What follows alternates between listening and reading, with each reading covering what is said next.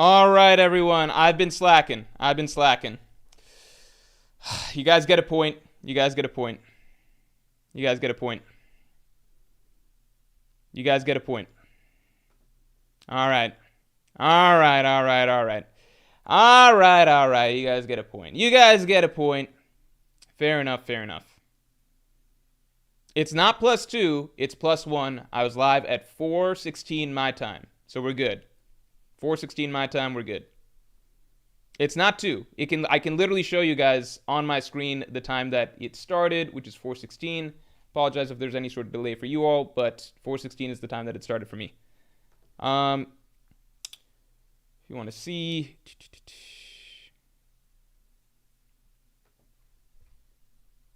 it's not +2. It's literally not. The stream literally shows the time that it starts. Here we go. 4:16. 4:16 is the time that it starts. This is not, I know it says scheduled for, but it always shows the time that the stream literally begins. Because if you see this real quick, you can see I can't really change the screen. What do you call?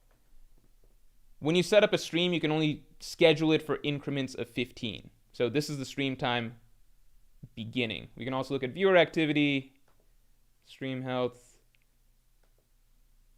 Where do I see analytics? Okay. Analytics. This is 4:15. This is 4:16 that it began. We're all good. 4:16. You guys get 1 point. You guys get 1 point. All right. Let's keep going. We'll do the...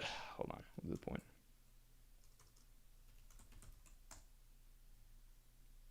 Dude started like 4:16, 59 seconds. It still counts. It still counts. It's whatever time is on the mark.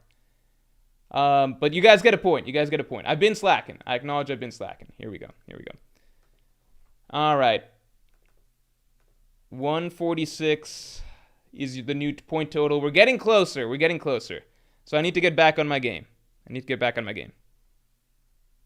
No, there's no rounding. There's no rounding. No rounding. It's whatever time it says as the official time, whatever. All right. Continuing on. Let's see. Fuck. I got to get my head together. I like this chapter a lot. I was rushing to get shit together for this. What was I doing? Oh, wait. I got to, yeah, because I was finishing my chapter review. Let me upload the chapter review real quick. In terms of the current chapter, first of all, let's get the stream likes up to 100 real quick, because I love the current chapter. I'm sure you guys did as well. Retro Records, thanks for bringing Yonko to your member for 31 months. Hey, Morj, finally Brook gets a cool moment. Do you think Gunko is his final fight in Final War? Is his fight in the Final War? Also, if Robin doesn't beat Sommers, I'm a crash out. I don't think Robin is going to beat Sommers here. I'll remind you all that I said Robin versus Sommers makes a lot of sense. Just last week, that was what I was predicting, and it's in the latest video that I dropped as well. And people said no. The people said no. They said Robin's not strong enough. It's not about whether she's... I don't think she's strong enough right now, but she will be by the end of the story arc. It's kind of like Zora versus King. Yeah, at the start of Wano, if you said Zora will beat King, that makes no sense. But then by the end of Wano, it does make sense, That's just how these things go, Like Sanji shouldn't have been able to beat Queen based on his feats before Wano, but by the end of Wano, he can beat Queen, right? These things, I don't understand why people are like, these things can't change. These things can change. All right, continuing on. As for Gunko being Brook's final fight in the war, if Sommers was like Admiral level, I'd be like, yeah, that's not a thing, but Sommers is definitely not Admiral level. I think the simplest evidence of that is the fact that like Sommers is scared to go up against Yonko Luffy versus like an Admiral like Kizaru is clearly not going to be like, he will treat that as a reasonable challenge that he should be willing to take on. Not that Kizaru can necessarily, we're not going to get into that whole debate about Kizaru versus Luffy, but an Admiral like Fujitora is not going to be like, oh, I can't, like I'm just me fighting Luffy, that's just not a thing I'm allowed to do. Like, that's just out of my weight class or something like that, Even Green Bull showed up to Wano thinking that he could take out Luffy. So if Sommers thinks that Luffy's just out of his punching range, that basically means the God's Knights that we've seen so far, outside of obviously Shamrock, they're not all Admiral level. If they're not all Admiral level, and they're in the Yonko Commander, even Yonko First Mate level range, then that puts them in the reasonable range that other Strahds can become strong enough to take them on. I don't know if Robin will ever take him on 1v1, but she should be strong enough to do something by the end of this arc. I don't know if she's going to be able to beat him right now. I don't think that's actually possible at all. Let's get Stream Likes up to 50 real quick. As for Brook and Gunko, I think with Brook and Gunko, I actually don't think Brook's gonna fight Gunko. I think that, like, you guys have followed this channel, right? My belief is that Gunko, there's something more inside of her, right? I think that she could be a clone. I think she could be a Ginny clone. I think that there's something more complex underneath the surface than what we're getting. The most important thing about Brook's music, and Brook as a character in general, is Brook can move the soul, right? His music moves the soul. It gets to your soul. So there's, to me, the fact that Gunko is really drawn to his new world, change-based, freedom-based music inside. Like, there's something inside of her that is drawn to that. But on the surface, she's obviously celestial dragons are good, world government good, oppression, etc. good, right? To me, there's a disconnect between what her soul wants versus what she herself consciously thinks and believes, right? I think that Brook's music in some way could be the catalyst to moving Gunko and bringing out whatever is buried inside of her. Because I do believe that this almost... To me, the fact that Gunko is drawn to this music meaning that her soul is drawn to this music. It strengthens the idea that she may be a clone, and she may be a clone of Ginny, of all people. I think that there is a lot of potential there. So I don't know about Brook fighting Gunko. I think that Brook might change Gunko, which is more powerful, I think. Let's get the stream likes up to 50 real quick. Keenan, what's up, man? Thanks for being Yonko tier member for 31 months. It is always good to talk to you, man.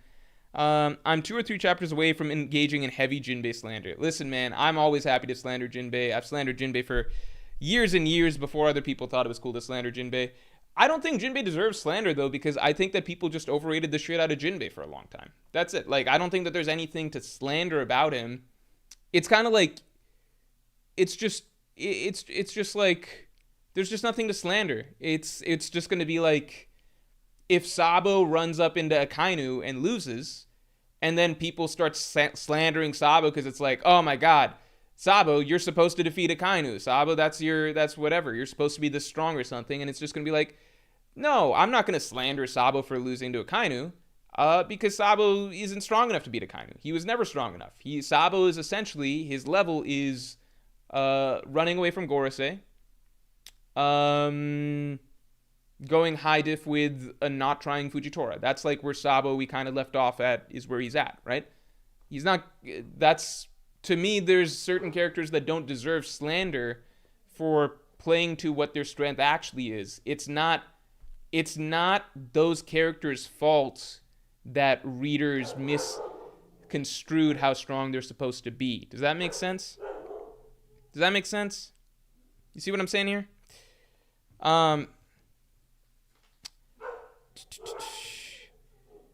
So I have no Jinbei slander. To me, it's just like, yeah, that's just Jinbei. He can't beat characters past a certain level.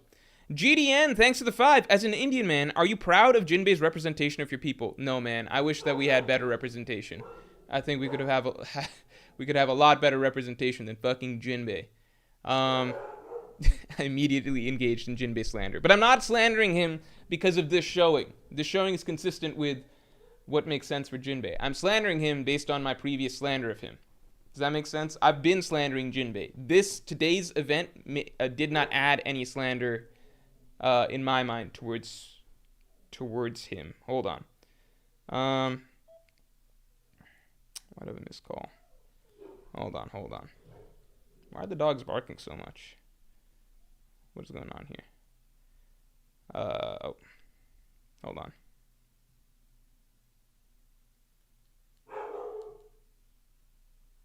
Hold on.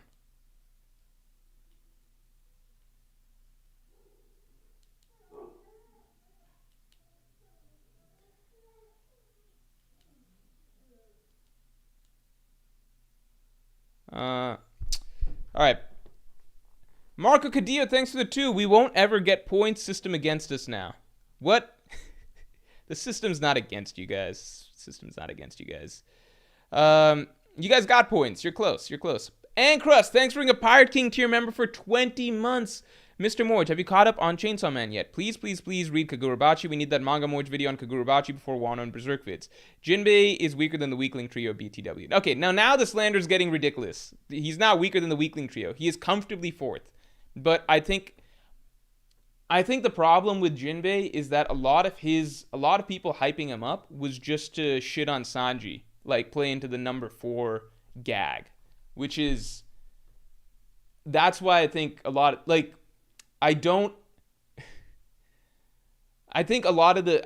people just got too caught up in trying to hype up Jinbei. Actually, the Jinbei hype, it bothered me for 2. 1, it was done very often to bring down Sanji, but 2, sometimes it was done to bring down both Zoro and Sanji, in that people started saying the dumbest shit. They were like, oh, maybe it's not going to be like the monster trio anymore. It's going to be like the monster quartet, so Jinbei's in there. And then people started to say, actually, you know what? Luffy will probably be like way above Zoro and Sanji, and then Jinbei will be like the new monster trio will be Zoro, Sanji, and Jinbei. What the fuck?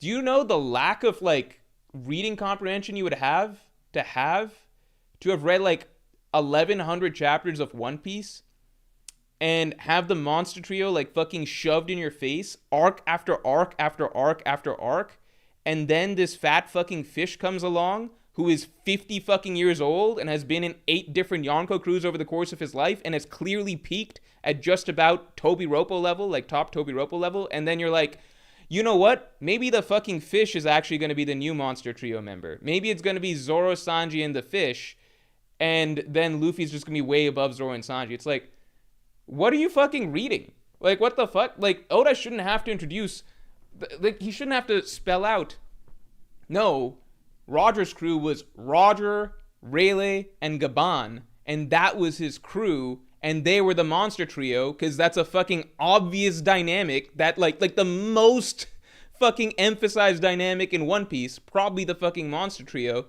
How fucking, like, stupid would you have to be to suddenly forget that this dynamic exists and then be like, you know what, the monster trio, this whole time Oda was feeding his BS with the monster trio dynamic for 1,000 chapters, secretly all along the real monster trio Oda was thinking of was like Zoro, Sanji, and fucking Jinbei, and Luffy will be off on his own.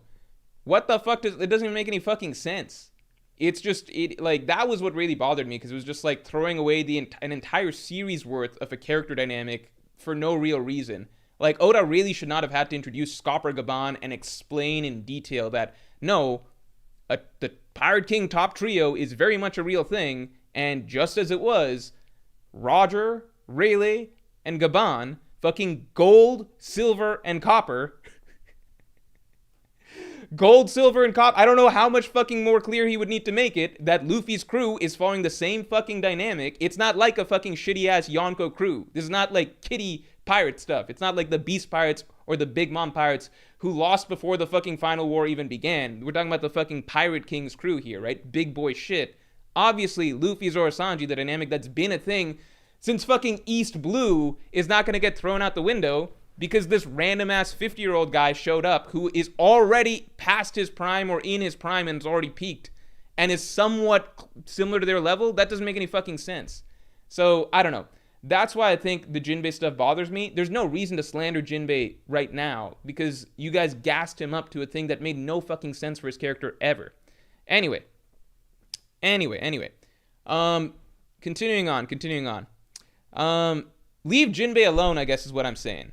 It's your own faults for having tried to tear down a sacred dynamic of One Piece to include a character that never made any fucking sense in that dynamic. He was never going to be a Luffy, Zoro, Sanji type character, all right? He's just Jinbei.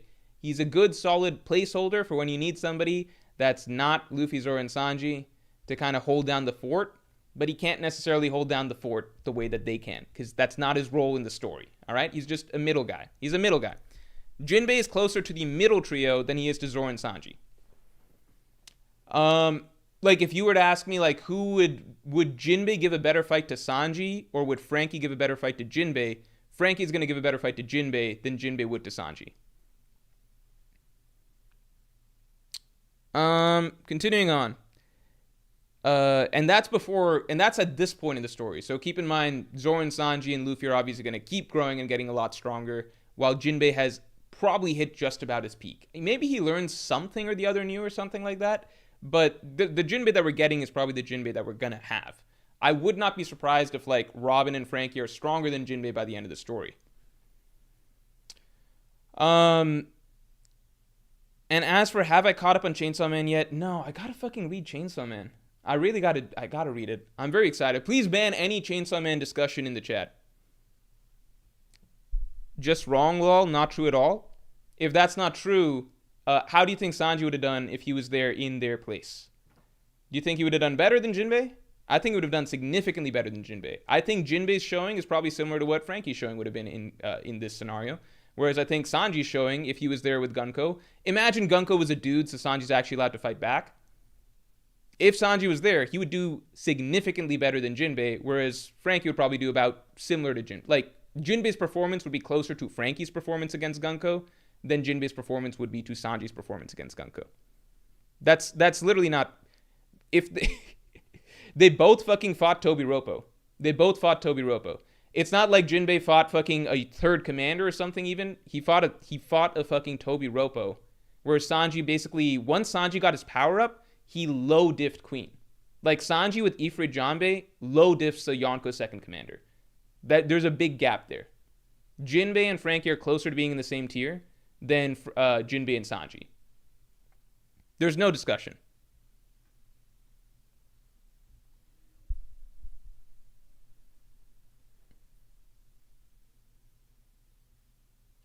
Chainsaw Man, I gotta read. I don't know about Kagurabachi. I'll potentially get to Kagurabachi. Let's get to 100. Let's get to 100 likes. And anybody that's disagreeing right now, it's just like, okay, well, you can walk down this path again. You guys already severely overestimated Jinbei in the past. That's not who he is. He's not that guy. It's just not who he is. He's not that guy. You guys gassed him up so much in your head that you legitimately think that he is closer to Sanji, who is about a Yonko first mate level, considering how easily he can low diff a Yonko second commander. You think that Jinbei is closer to that than he is to the Tobi Roppo that he actually fought. That's kind of insane. Continuing on. It's just, I don't know. I don't know what evidence you guys would need to see outside of his performance against, like, it should seal it. It should be pretty clear. But you guys can keep gassing him up. It makes no sense. There's nothing to support it. But, you know, you guys can keep doing it and just, I don't know. Then you'll get upset again next time Jinbei loses to a character that he has no business fighting, because he is closer to Robin and Frankie than he is to the Monster Trio. Continuing on. Razvan Antonescu, thanks a lot. Is there a comparison between Usopp and Yasopp and Luffy Shanks? This arc, Luffy was told by Loki and Gaban to not idolize Shanks. Giant hug you. Thank you very much. I appreciate it. I do think that the red-haired pirates will set foot in Elbaf before all of this is said and done. And I think that I think that Shanks is the right person to idolize. I think Shanks is the right person for Luffy to idolize, because so far all of the values that Shanks taught Luffy are valid. Like, they are valid themes and valid messages in the context of One Piece. Just because I think we haven't seen some of Shanks' darker side, but that's not to say that so far the things that Shanks has shown Luffy are incorrect. Does that make sense? Whereas with Yasopp and Usopp is definitely idolizing someone who has a lot of flawed, who's generally just a flawed individual who embraced a life that he really had no business embracing when he had a sick wife and child at home, basically. And I think that part of it is going to be Usopp redefining over the course of this arc what it actually means to be a brave warrior, the type of man he's supposed to grow up to become.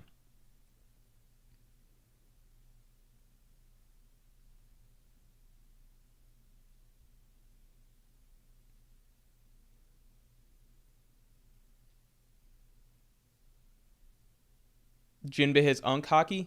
I mean, Haki matters, but having Haki alone doesn't make you stronger than characters that don't have Haki. I wouldn't be surprised if Frankie never develops Haki over the course of the story and still can take out characters that are way, way, way, way stronger. Like, not way stronger, sorry.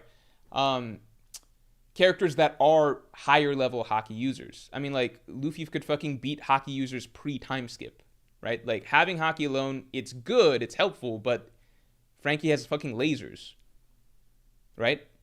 Lasers are a fucking big deal. They're still established to be a big deal even this far in the story. Sanji actually blocking a laser directly was played up to be a really big deal, right? I think it's weird to just be like, well, Jinbei has hockey, as though that's this unbeatable thing, when Frankie has lasers, which are also established to be a very, very deadly weapon. Frankie has the fucking Shogun. Frankie has coup de vent. Like, he's got a lot of shit in his artillery. I'm not saying Frankie can beat Jinbei. I'm just saying that if you were to look at where Sanji is kind of being scaled to in terms of what he can do, yeah, he's towards the top. He's like probably Yonko first mate level, roughly, considering he can, with Ifrit Janbei, low diff a Yonko second commander. He's probably around Yonko first mate level. Jinbei is definitely nowhere fucking close to that. Jinbei is basically above Tobiropo level, maybe somewhere around close to Yonko third commander. You could debate that either way, right? Like, Jinbei can beat the top Tobiropo, but I don't think he goes that much further than that. Otherwise, Oda would have had him do that. And then Frankie is firmly in Tobiropo tier. Jinbei is going to be closer to Frankie than Jinbei is to Sanji, at least right now.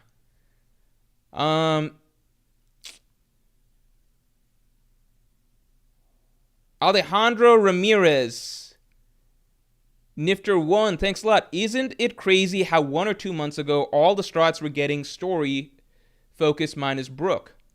Now he's been receiving love more frequently.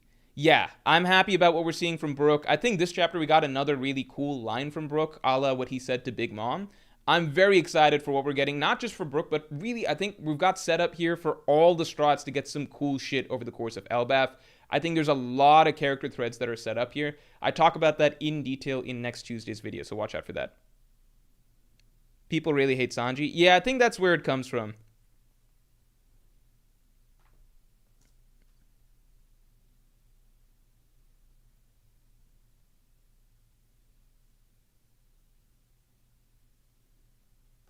Hold on. Let's get the stream likes up to 100 real quick. Let's get the stream likes up to 100. Hold on. Kid Smitty 94, thanks for the 5. I think that Gunko slash Gore slash God Knight's immortality is some form of already being dead, and Brook can tell because he is also dead. That's a really interesting idea. That's a really fucking interesting possibility. Shit. If they already died. Let me read the line again. Let me read what Brook said. What did he say? They called her a zombie lady. That woman, no, it couldn't be. Zombie lady. I don't know how literally we're supposed to be taking that stuff. That's an interesting point. Marco Cadillo, thanks for the 5. Morj, when are you doing a Hot One stream? Least you can do for robbing us deserved points. And every time change to result in 10 penalty points. No, 10 penalty points is like a lot. We're never going to do something that's 10 penalty points. Every time change. No, if I time change at least over an hour in advance, which I did today, then no penalty points. Growth, and I'm not doing a Hot One stream. I think a Hot One stream, I just don't think I would ever have fun doing a stream like that. I just don't know why people do it. Because, like, it's just not fun, right? Like, you can't enjoy yourself. You can't relax. You're fucking eating spicy shit. Like, it's getting difficult. You're sweating and everything. I feel like I would hate it. Growth stonks. Thanks for the 10. Since 3 Holy Knights can fight a Yonko, full group needs to can't fight a Yonko, the full group needs to show. This only happens if Vivi appears. Chapter 1124, Morgan threatens to tell the world government where Vivi is, even saying how it benefits him to end the world. That's an interesting point. If Vivi is shown to be there, then Imu might send a large amount of God's Knights there. At the same time, now that they know that Yonko Luffy is there, they might send a larger force to Elbaf the next time around. Organically. But I do believe that Vivi going to Elbaf is close to a guarantee. I think that's very, very, very likely to happen. I think there's a lot set up for that to happen. Also, let's get the stream likes up to 100 real quick. Justin Holland, what's up, man? Thank you for the 10. More potential for training arc theory with this chapter. Yeah, I definitely think they need a training arc. I think this chapter, like, the fucking Strats were all fucking, like, 4 of the Strats were just like wrapped up, tied up, and basically done in 2 pages, 3 pages. I don't know. Like, that was easy shit. That was light work. They need to be a lot stronger. You can't just be having that happen by like one soldier of the enemy. That's not even like an admiral level character or something. Jinbei could advance his hockey skills and other things. I'm sure Jinbei theoretically could. It's just he's already been through so much. I don't... Like, is it...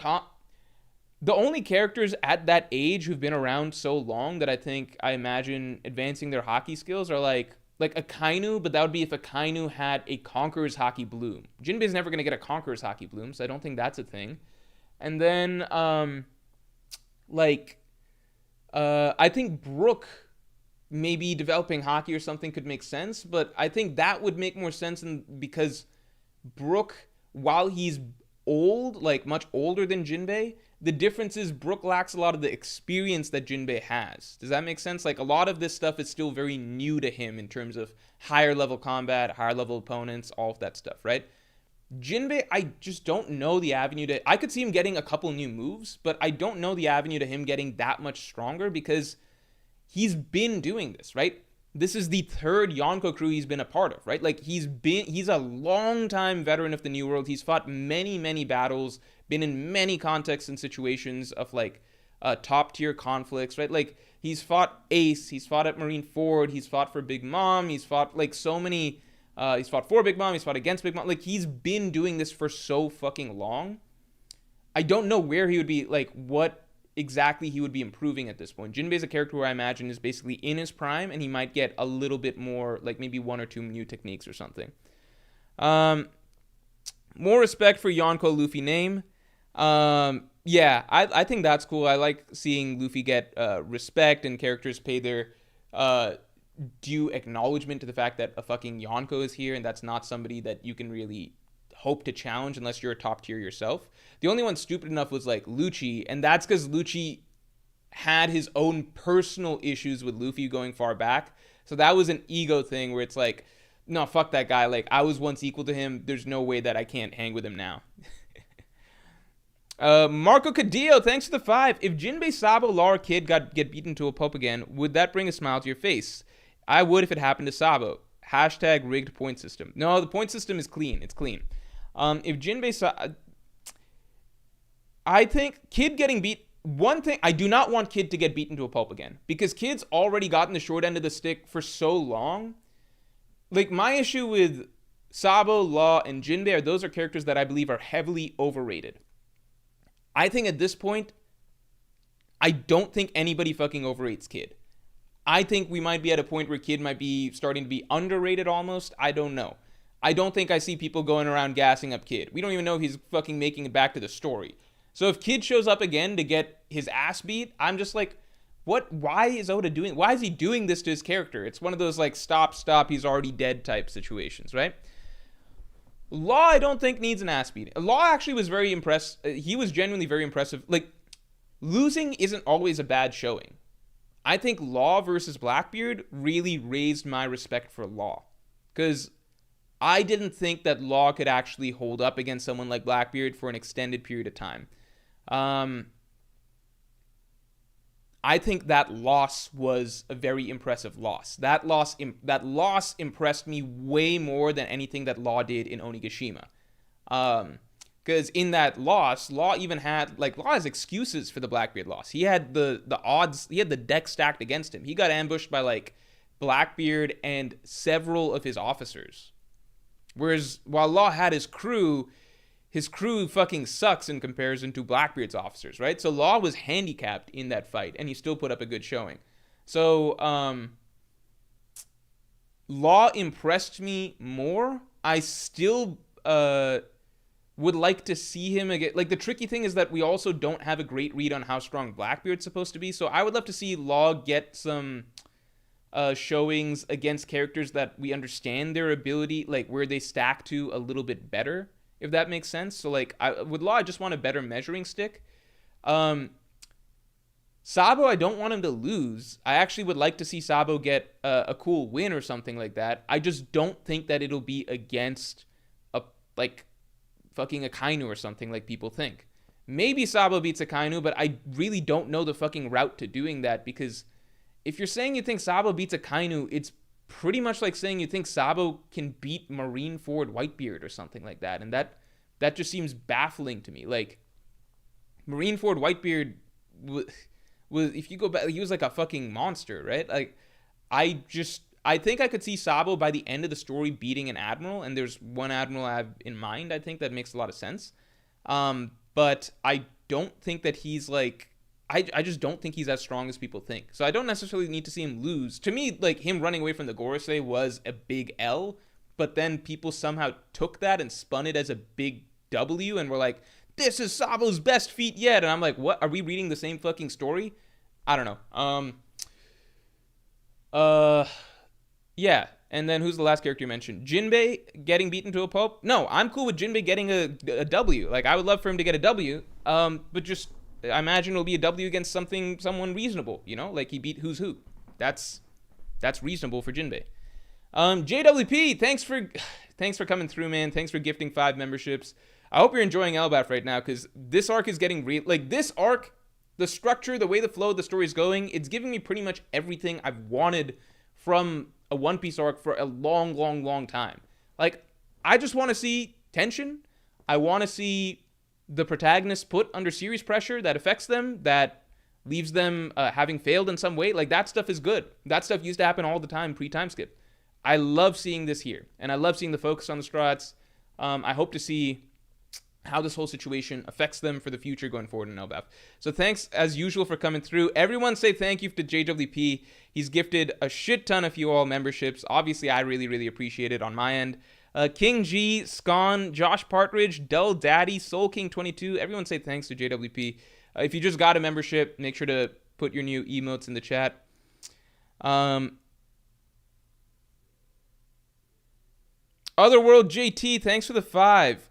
What is the point of Sabo's Devil Fruit? He's the 3rd hottest character now, 4th if including NO. Sanji's Ifrit is hotter. Oh, wait, pause. Okay. You got really far into that sentence before saying pause. I mean, the Fire Fruit is still... I think fire is... I think the further we got in One Piece, I think fire became a more ubiquitous ability where, like, lots of characters can now produce fire. You know what I mean? So I think initially when Ace revealed that he had... There's just generally been, like, a bit of a decline in Logia ability stocks, I think, over the course of the story. But whereas I think some abilities like NL are still likely very, very powerful, because we've still seen throughout the story fairly consistently that like lightning is still a very powerful ability. It's portrayed to be a very powerful ability. I think fire in terms of value has gone down over time because it's just very, very common now. Like, there's a lot of characters that can do fire-based attacks. It's just a shit ton of characters that can do fire-based attacks in One Piece. Like, even fucking Luffy has fire-based attacks for some reason.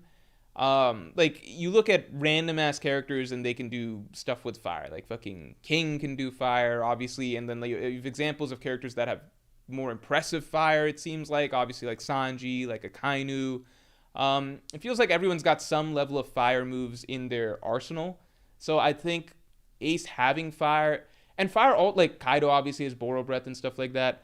I think, like, and one of the things that becomes observable is that fire is like an easier thing for characters to deal with for whatever reason. Like Kinemon can fucking cut Kaido's Boro Breath, right? Like, Zoro can cut Kaido's Boro Breath. Like, it's just, like, Luffy fucking just tanked the Boro Breath and was perfectly okay, if you guys recall, like, the first time Kaido used it on him.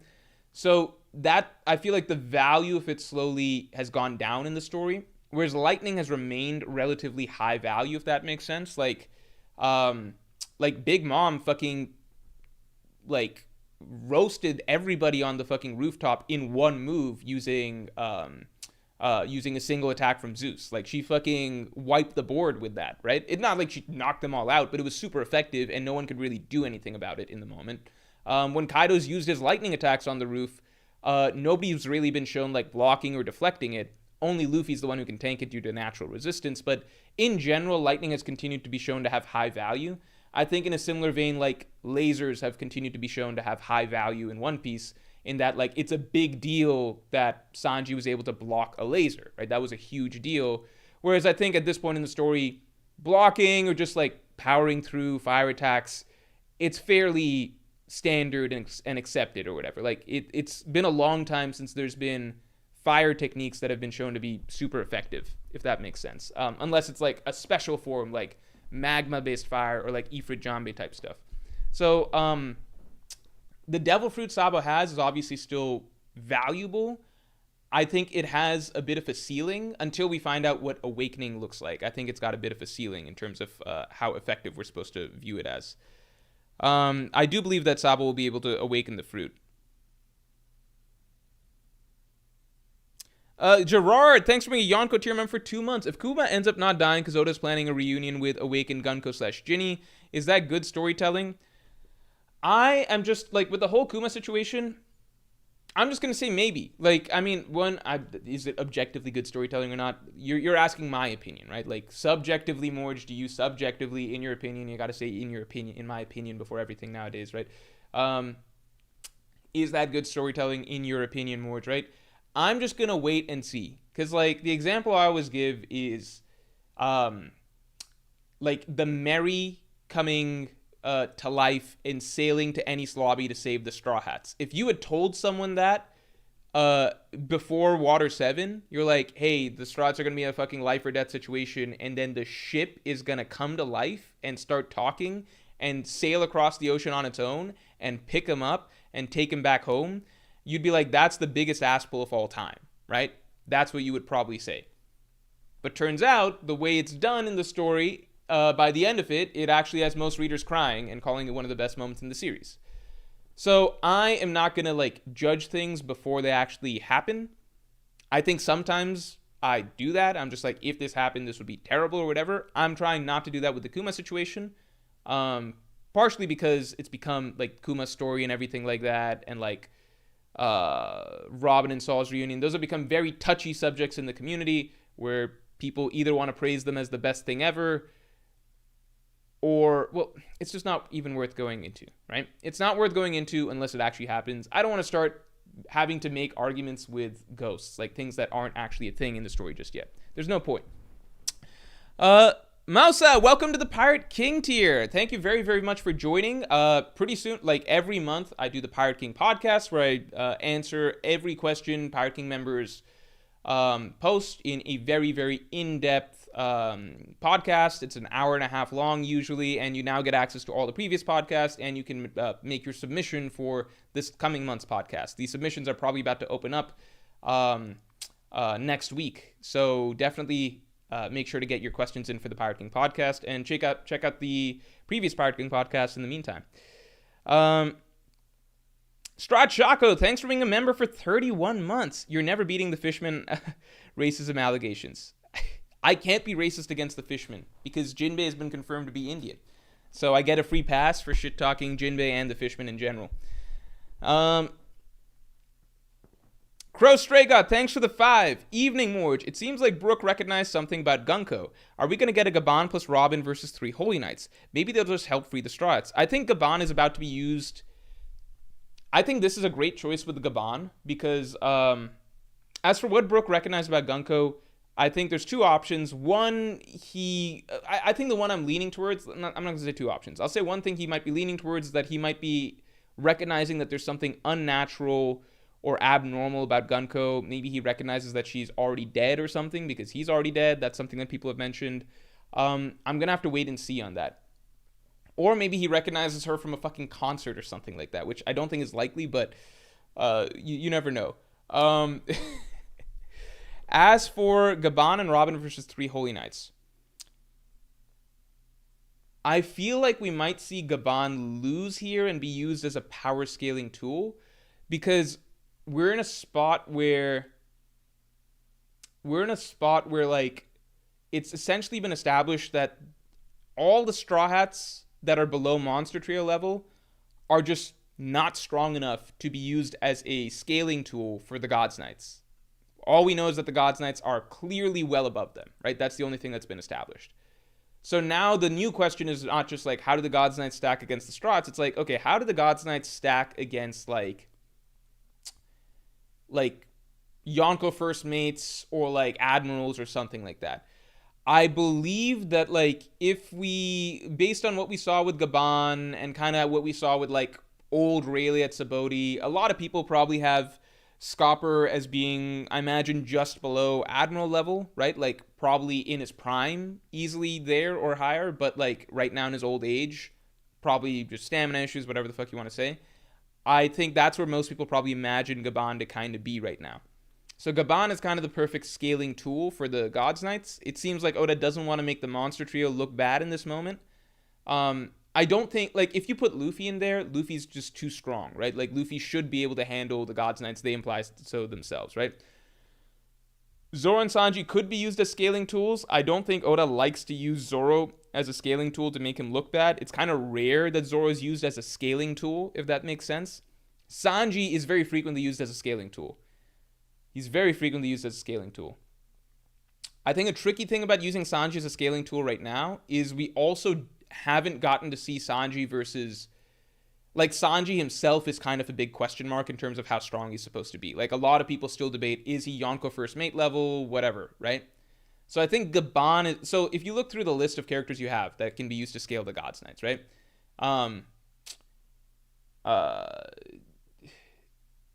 The majority of the Strats are too weak to matter. Saul, too weak to matter, whatever, right? So now you want to tighten kind of a little bit where our understanding of how strong the Gods Knights are supposed to be. So the options are basically Monster Trio or Scopper Gabon. Luffy is too strong, so he can't be used for this because Luffy would make the Gods Knights look bad, so he can't be used. Zoro, Oda just straight up doesn't like using as a scaling tool. Unless Zoro's like gonna look good, Oda just doesn't do it, if that makes sense.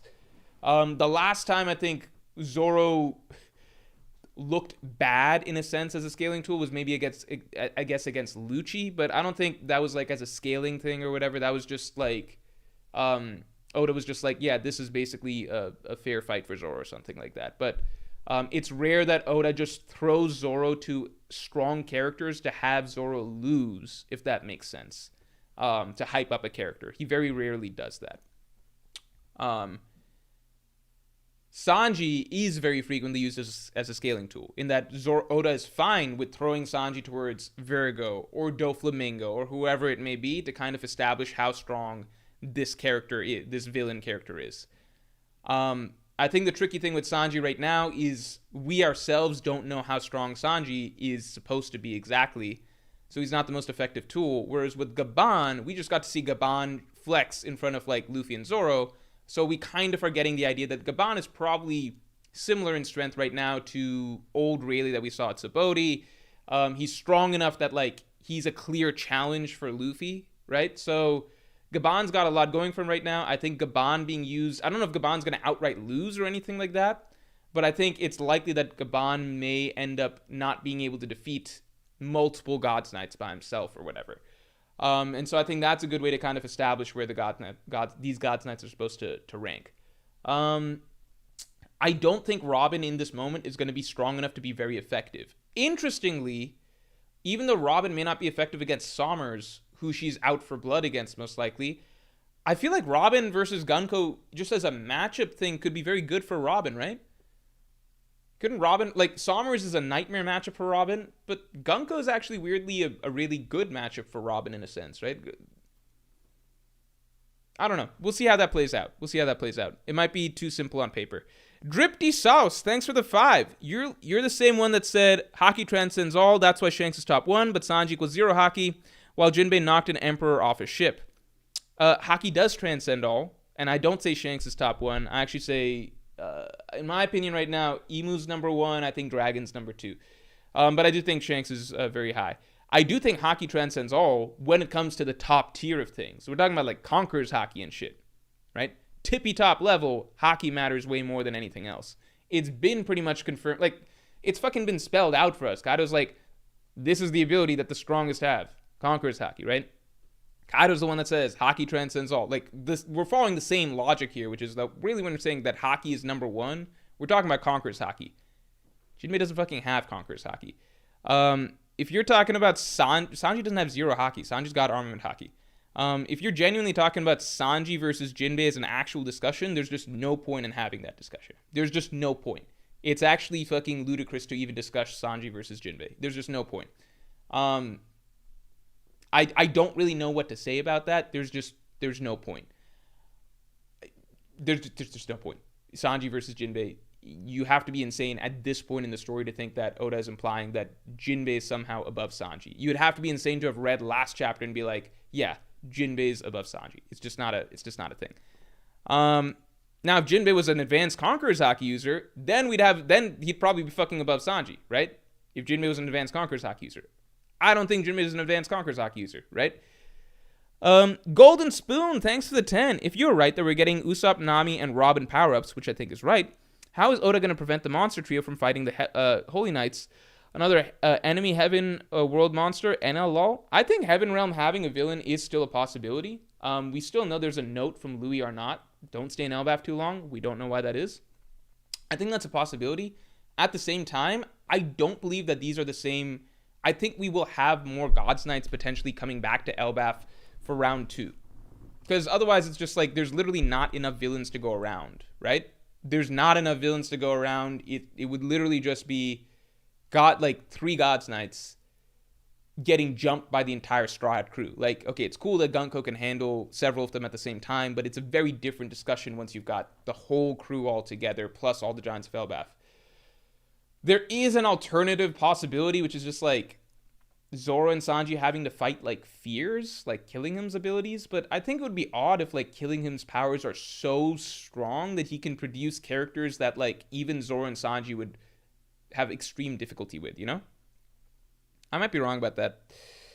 Salad, thanks for the 2. Hi, Mork, how's your shoulder? I appreciate the old school message. For those of you who don't know, there was a period of time where I had, there was a period of time, I think a straight year, where I had severe shoulder issues. And now that's resolved. I have no problems with this shoulder whatsoever. I think sometimes sometimes on occasion, there's like issues where the shoulder kind of clicks when I'm going to sleep. Like it clicks. I don't know. I don't need to explain this all to you guys, but maybe TMI. But TMI. But like, yeah, the shoulder's functionally pretty much 100% fine. Julian Criswell, thanks for the 5. Do you think Oda's cooking next level character development for Zoro, maybe at the Mihawk fight, or have we peaked with pre-time skip Zoro? I feel very, very confident that there is a lot of character development left for the Straw Hats, and that Oda plans some significant stuff for them for the end of the story.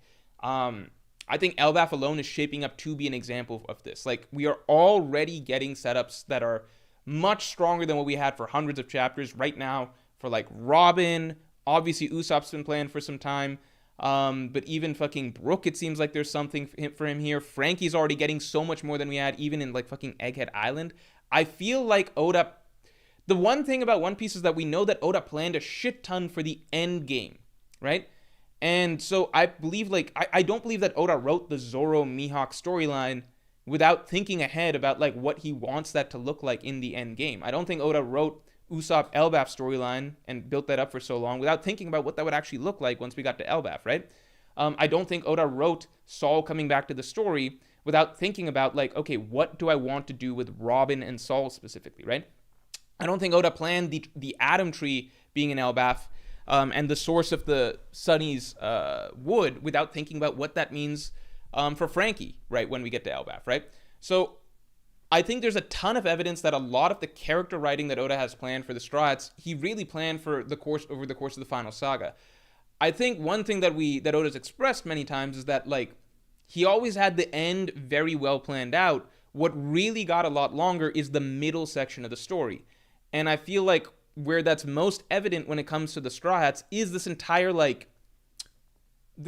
segment of the story that starts from, like, Fishman Island through Wano, wherein it's really not about the Straw Hats. Every single arc, it's, like, heavily side character focused, except for Whole Cake. Whole Cake's the exception. But the problem is that Whole Cake's such a good exception, but it only features half the crew, right? Every other arc besides that, it's very, very much about the side characters. And that just seemed to be, like, what Oda's emphasis was. Like, setting up a lot of the side characters, a lot of the factions, a lot of the outside world things, just covering storylines that did not feature the crew, very possibly because while Oda had so much stuff planned for the Strats for the end, I don't know if he had storylines planned for them for all of these individual arcs. Like, I don't think 20 years ago, like, I would feel confident in saying that, like, 20 years ago, Oda probably had planned out, like, what it's going to look like when Robin's learning about the true history. Like, what's that storyline going to look like? I'm pretty sure 20 years ago he probably had it planned out, like, what's it going to look like when Usopp's reaching Elbaf? Like, what's that planned out to be like, right? Where I don't think Oda had plans was, like, 20 years ago, I don't think he was thinking about, like, yeah, and once I get to, like, Punk Hazard, this is going to be the storyline for Usopp and Zoro and Robin and Nami and stuff. I don't think he fucking had Punk Hazard planned 20 years ago. And so that's why when we're getting to a lot of these in-between storylines that it seems like Oda didn't have on the docket for a long period of time, that's where there's less. It seems more like it's about side characters and setting up bigger plot threads for the future than it has been character focused for the core crew. That's my guess. It's not just me making shit up. It's based on a lot of his interviews. Oda's talked a lot about how, like, lots of times he wants to add in more arcs, and then, like, Punk Hazard was supposed to be 2 arcs. Dressrosa was supposed to be 2 arcs, like Green Bit and then Dressrosa, but his editors make him consolidate a lot. So, like, it's clear that there's a lot of, as the story's gone on, he's just had more and more ideas of what to put in that expand the length of the story, like that middle to late game section of the story. But that stuff has not been as carefully planned out in advance by him as the actual late game section. So I feel confident in the character writing for the crew, for all the core, most important characters like Kobe, like Kobe, like Aokiji, like those guys, etc. Basically, like Dragon, like Shanks, etc. For the final saga. It's just, I think the Strats in particular may have suffered for several arcs before we got to that phase. Marco Cadillo, thanks for the 2. Time change at least 3 hours in advance or else plus 10. No. 1 hour in advance. 1 hour in advance. And I don't change it by that. I change it by like 15 minutes. 15 minutes isn't that bad. Come on, man. Bunfagum, thanks for being a Yonko to your member for 7 months. I've been taking a break since I wasn't enjoying the Sun Realm stuff. This chapter really changed everything, and I'm all in with Sommers as a villain. Sommers has been a phenomenal villain. And it's crazy because he's not even the best God's Knight villain so far. Gunko is. And that's crazy because, like, they're not even the leaders of the God's Knights. Shamrock is. And we haven't even gotten to him. So the God's Knights, in a very short amount of time, have become one of the coolest villain groups that we've ever had in the story. Like, a very, very short amount of time. I feel like they already feel more interesting and fleshed out to me than any of the Beast Pirates. I don't want to go through and, like think through the entire story or anything like that, but, like, I'm just really liking the vibe so far of the God's Knights. Yeah, I hope you're enjoying the current stuff, because the current stuff is just really, really, really cool. And thanks for being a Yonko tier member for 7 months. I appreciate the support, even when you were taking a break from One Piece. But, like, I just love Elbaf so far. Like, it's hitting everything that I really like about One Piece's storytelling when it's focused on, when it feels focused on the main cast, right? I enjoy Legoland was a bit slow, but I enjoy the general whimsical beginning of Elbaf. I like the setting. I like getting to know the characters. I like that it's still focused on the Strats. I like slowly easing into things. We get exciting stuff with, like, Loki's introduction, the Herald mystery, the lore reveal with the mural, meeting Scopper Gaban. I like the slow descent into the plot, and then I like this initial big plot point of Elbaf coming under major attack by, like, an apocalyptic attack by the God's Knights, introducing the villains with a big bang, having the Strats lose, getting them actually emotionally invested in the story, setting up character potential for them in the future. I like all of this. JWP, thanks for the 10, man. I feel like no one talks about this, but Sabo is legit a hockey master who is arguably Yonko Commander level before his fruit. If he had Conqueror's Haki, he probably would have unlocked it or shown it by now. I definitely think Sabo is definitely Yonko Commander level before his fruit. For sure. Definitely Yonko Commander level before his fruit. Depending on who you talk about to, like, some people say he was Yonko First Mate level already before his fruit by virtue of his actual title as second in command of the Revolutionary or whatever, second strongest in Revolutionary or whatever. like that's entirely possible. Or not possible. Like, I don't want to debate how strong Sabo was before his fruit. Like, many people would be like Sabo above like Katakuri and shit like that before his fruit. I don't know. Don't want to get into that. But in terms of having Conqueror's Haki, Sabo has shown that he's not a Conqueror's Haki user. Like, that's just not... He does not fit the character for it. Like, the simple scene of Sabo running away from the Gorosei and letting Cobra stay behind and actually die when Sabo is trying to protect Cobra, that is evidence he's not a Conqueror's Haki user, because that was the entire delineation between the difference between Ace and Sabo back in the flashback, which is that while Sabo was good with like grabbing someone and running, Ace was not. Ace would stand his ground and fight. That was what made Ace a Conqueror's Haki user, the same way that Garp explained that's what made Roger a Conqueror's Haki user, and that was the same lesson that Luffy learned after the events of Marineford as Luffy started to grow into being a Conqueror's Haki user, which is that, like, he never wanted to have to run away again when there were people that he had to protect, like in Sabaody, and that became one of the clear, explicitly spelled out moments of change for Luffy that he explains over the course of the post-time skip. I'm not running anymore when there are people behind me that I need to protect. Sabo does not fall into that category. Like, that was the key difference in their fundamental nature going back to Sabo and Ace's flashback. That is what Oda painted out for us. And the one thing we've seen consistently throughout the story is that Conqueror's Haki users, even bum-ass Conqueror's Haki users like Captain Kidd, do not turn and run when they're faced with adversity if there's people behind them that they have to protect. We fucking saw that, like, that was what was explained why Kid went down to Kaido in the first place in chapter 795, right? That's what we've seen with Zoro. Zoro, there's no marks on his back. He refuses to turn around and run away ever. Whitebeard, no marks on your back. These are, like, that's the fucking definition of a Conqueror's Haki user. Sabo, he's lucky fucking Cobra took that hit for him. Otherwise, he'd probably have a big-ass scar on his back, right? That's just the difference. It's a fundamental difference. That's not to say Sabo's not brave, but the idea of being a Conqueror's Haki user is that it's just this sort of fundamental, transcendental sort of will where you refuse straight up. You fundamentally, by nature, cannot back down when when you have a reason to stand and fight. Like, you fundamentally cannot back down. Like, that's just it. That's what Conqueror's Haki has been drilled into our heads as being over the course of this story, right? A Conqueror's Haki user is not going to be turning and running just because they're faced with the Gorosei and Imu. Even if it means they die.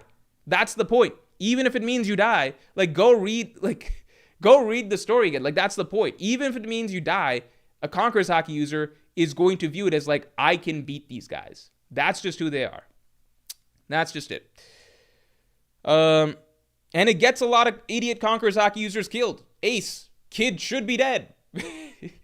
It's a miracle that Kid wasn't killed by Kaido, and it'll be a miracle if he wasn't killed by Shanks. That's what it means to be a Conqueror's Haki user, right?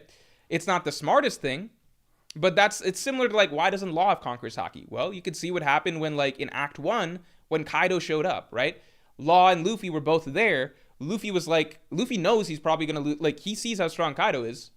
Luffy's still just like, no, we are going to beat him here. And Law's like, I'm down to beat Kaido, but, like, let's do it with a plan and strategy. It's not like Law is scared of Kaido. It's just that he doesn't have this, like, sort of, like, this monkey brain, like, gene or whatever in his fucking head that's telling him, like, it doesn't matter if we have a plan to take Kaido later. I'm taking Kaido down right now. Right? That's what a Conqueror's Haki user is like. Like, it's the difference between, like, being extremely brave and being, like, suicidally brave. Like, there's just a difference there where you just don't back down no matter what.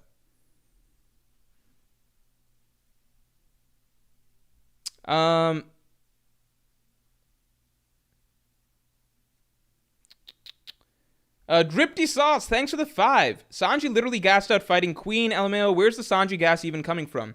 So this is something that I think that people just do, like, they get wrong in power scaling discussions all the time.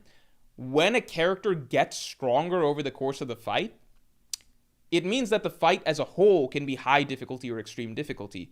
But when we're judging them today, we're judging them by how strong they became by the end of the fight, right? So it's true. Sanji, the Queen fight was very exhausting for him. But Sanji at the end of the fight was way stronger than the beginning because Sanji got 2 power-ups over the course of the fight. One was flipping the eyebrow, and second was Ifrit Jambe, right? So the relevant point here is how strong was Sanji once he got his final power-up, Ifrit Jambe. Does that make sense? Like fucking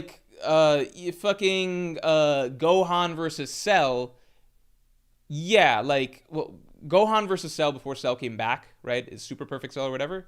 Once Gohan gained Super Saiyan 2, he's way above Cell, right? Just because he got very injured and it took a lot out of him in the process of getting to Super Saiyan 2, that doesn't change the fact that once he got his final power-up, that's the power level that we're judging him by, right? We're judging him by, like, how strong he was in comparison to Cell after he got Super Saiyan 2. Just because he got injured a lot up to that point, that's not reflective of his final level. That doesn't mean that if they replayed that match with Gohan already having Super Saiyan 2, he would struggle that much again. So similarly, I'm talking about before Cell came back to life as Super Cell, Super Perfect Cell, okay? Just talking about Gohan versus Perfect Cell, right? The same applies to pretty much like any concept where a character gets a power-up over the course of the fight, right? Ichigo getting his full full hollow form, like Vasta Lorde form, right? Yeah, Ichigo got his ass kicked by Yukiora over the course of that fight. It was an extreme diff fight for Ichigo, but when you're just judging how strong was Ichigo post power-up, that's its own isolated scaling, which is like, okay, Ichigo in that form is way above Ulquiorra, right? It would be idiotic to say that, well, over the course of the fight, Ichigo took this much damage. It's like, yeah, but he didn't have his power up till that point, right? When we're talking about how strong is, like, full Vasta Lorde hollow form Ichigo, whatever the fuck happened before he got that form is not relevant. So Sanji, when we're talking about how Sanji did against Queen, yeah, you can look at the totality of the fight to just talk about how difficult was the Queen fight for him. But if we're talking about how strong Sanji is now, we're talking about post power-ups, right? If Sanji had Ifrit Jambe from the beginning, that's very, very different. Do you get what I'm saying? Like, Ifrit Jambe Sanji is shown to be significantly stronger than Queen, right? Just because pre-Ifrit Jambe Sanji was, like, closer to Queen, that's not how we would go by Sanji's scaling now, because now he has a power-up which he used to finish Queen very easily. I feel like that should make pretty basic sense, right? We're talking about Ifrit Jambe, like, let's just say this. When we're scaling Sanji from here on, compared to Jinbei, Ifrit Jambe is what we're talking about, right? Ifrit Jambe Sanji, way above Queen. It was a fucking slaughter, right? Yeah, he was exhausted by the end because he didn't have Ifrit Jambe at the beginning of the fucking fight. But generally, when you're talking about character power-ups, right, and you're trying to scale them post power-up, you look at what they did after they got their power-up, right? It's not really fair to take into to just be like, well, overall the fight was this hard for them. It's like, okay, but that's because they struggled mostly at the beginning of their fight. Does that make sense? So yeah, Ifrit Jambe Sanji, way above Queen, very arguably first mate level. You can debate that to whatever, right? Jinbei is not close to first mate level. He's just not. If he was, he wouldn't be fucking tied up right now.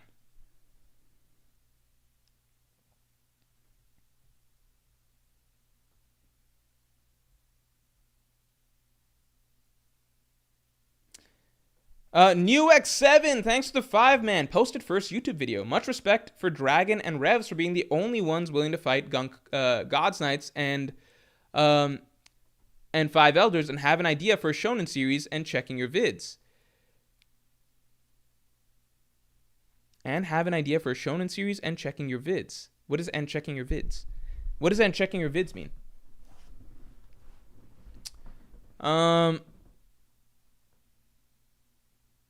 Yeah, no, Dragon and the Revolutionaries being willing to fight the God's Knights. I wonder if the Revolutionary Army is stronger than we've realized. I'm very curious about that.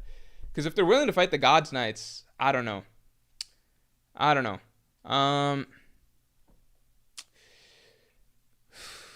5 Elders, though. Like, I just wonder what's Dragon's grand plan. Like, how is he supposed to overcome all these people? The one thing is that it was established that Dragon doesn't know about Emu. So it's fair if Dragon hasn't accounted for defeating Emu. But how does he think that they're strong enough to beat the God's Knights and the 5 Elders? Like, where are all their resources? Like, what is the grand plan? Is it just starving them out? Like, there's got to be some bigger strategy to all this, you know? And congrats on posting your first video, man. It is a big step. If you want to shout out your channel, feel free to shout out your channel. Have an idea for a shonen series and checking your videos on how to write shows and thematics for inspiration. Thanks, man. That's really cool. Best of luck writing a series. I always encourage people to, like, I feel like that's got to be the most satisfying thing. Being able to make your own thing. I would like to do that as well down the line. My goal is still to be able to make independent films at some point. So I'm still saving up money for that down the line. Dragon will solo, says Akash Panda. Maybe Dragon himself is that strong that he actually has a shot at not soloing everybody, but like he knows that he can take out a lot of, or like handle a lot of this shit himself. Who knows? Yeah, you feel free to tell us what your channel's name is if people want to check out New X7. He's been a long-time supporter of the channel, of the Morj channel. Dripty Sauce, thanks for the 5. Jinbei tied with Ace, who went on to tie with Yamato. If you think Sanji equals Yamato, I don't know what you're reading. This was from 2 years ago, and Yamato is significantly stronger than she was back then now, right? Way stronger now than she was. Like, it's 2 years apart. 2 years apart. Yamato's, like, all characters have been getting stronger. Every character now is, like, stronger than they were 2 years ago. At least young characters, sorry. Young characters are all stronger now than they were 2 years ago. I think we literally saw Yamato grow over the course of the Kaido fight in that she started using advanced Conqueror's Haki in the Kaido fight, which was implied to not be a thing that she could do before. So yeah, Sanji I don't think is as strong as Yamato right now. But he's definitely stronger than Yamato was 2 years ago. See what I'm saying? No, and actually Ace versus Jinbei wasn't even 2 years ago. Ace versus Jinbei was more than that. Ace versus Jinbei was... Fuck, I don't know the exact timeline. Would it have been 3 years ago?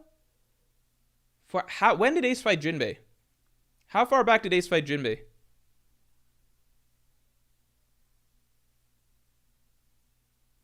Dripty Sauce says she beat Ulti with Advanced Conqueror's Haki. That's fair, but again, we're talking about years ago, right? Years ago, like, Ace didn't even have Advanced Conqueror's Haki at that point in time.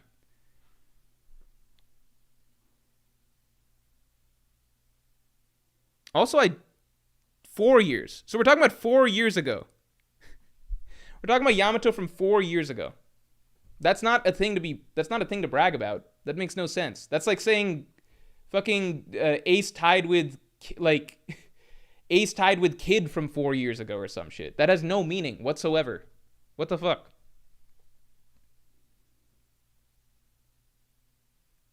Jinbei tied with Ace, by the way, before Ace got a lot stronger too, like as we saw at the end of the Ace novels.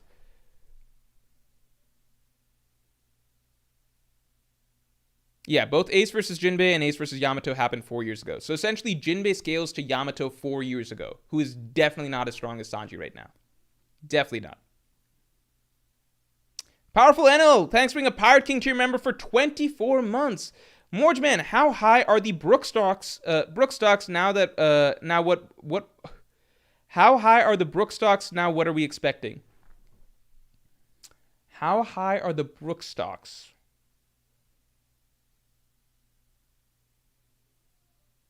I think the Brook stocks are really strong for potential character relevance this arc, because I talked about this towards the beginning of the stream. I feel like Brook's music being able to move the soul is going to be very important to Gunko's character over the course of this arc. I think that there is more to Gunko's character. I do still believe Gunko is a clone of some sort, a clone of Ginny. And one thing that we saw is that, like, the power of the soul to transcend, like, the brainwashing of the mind and things like that, right? Or the removal of consciousness or the changing of consciousness. It's similar to how, like... even fucking the zombies that Hogback created, like we saw with the Victoria Sindri situation, the soul somehow still persisted and refused to obey Hogback in the end, right? So I think there's something more there for her.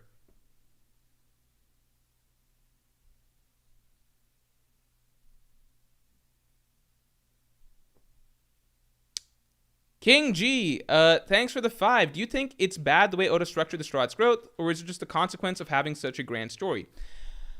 It's tricky, so ultimately, Oda's done it in order of importance, right? Which is that Luffy is the one who needs to grow the most, because Luffy has to reach the highest, like, the most absurd ceiling, right?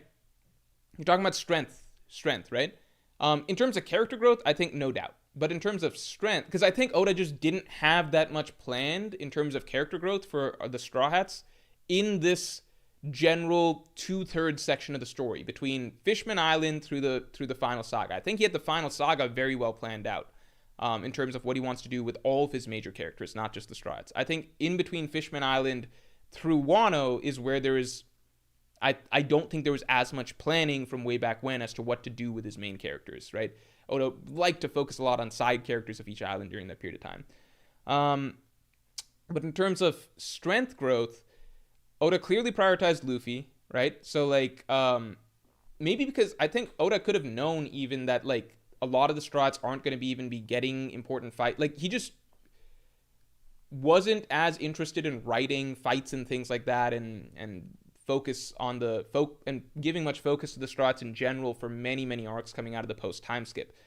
So I feel like Oda may have paced things out such that Luffy gets to improve a lot to get to like Yonko level the way he needs to by the end of Wano and heading into the final saga. I feel like the monster trio, Oda made sure to give them like significant improvement in Wano because Zoro and Sanji both essentially get 2 power-ups in Wano. Zoro first gets Enma, which most would agree was like a power-up for him in a way. And then Zoro gets like Advanced Conqueror's Haki King of Hell mode. Sanji got his exoskeleton, and then he got Ifrit Jambe. So Oda did some catch-up for them there in Wano. And then it's the rest of the crew that I think are lagging behind, but I think that's why we are taking this time in Elbaf for the rest of the crew to hopefully get a big buff. It almost reminds me a bit of Thriller Bark, where if you recall, Thriller Bark was like Luffy got obviously his gears and everything in Enies Lobby, and that was a huge buff for him. Thriller Bark was a very Straw Hat focused storyline where Luffy almost took a back seat, and Luffy took a back seat in the sense that he was out of the fight for the majority of the arc, right? All the Straws got their a lot of Straws got 1v1s, and then they also got to have this huge team battle against Oars, right? Luffy was pretty much out of it for the majority of the fight. He comes in clutch at the end with Nightmare Luffy, and he defeats Moria, right? But Moria's kind of almost an afterthought at that point. And then even after that, the crew get a second or like a third fight really against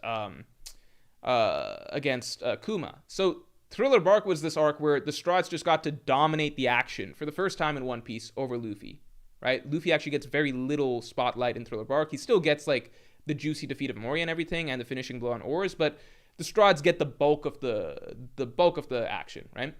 I feel like, and that makes sense because it was an arc where it was like, don't underestimate your crew, Luffy, yada yada. Your crew is very important. That was even like the message Kuma had at the end, like you've assembled a really good crew. That was a large part of the point, right? I feel like Elbaf could be very similar. You're already seeing some similar ideas here in Elbaf with like Thriller Bark introduced this idea of like the ancient giants and these like having to fight against this huge gigantic creature or whatever. Elbaf is an arc like it is the origin place of like all the ancient giants and shit like that. Like the Strats are now in a land among giants and everything. I wonder if this is also supposed to be like a very like an important arc for the crew to get a lot of action and also get stronger. So I think there'll be some catch up possibly there.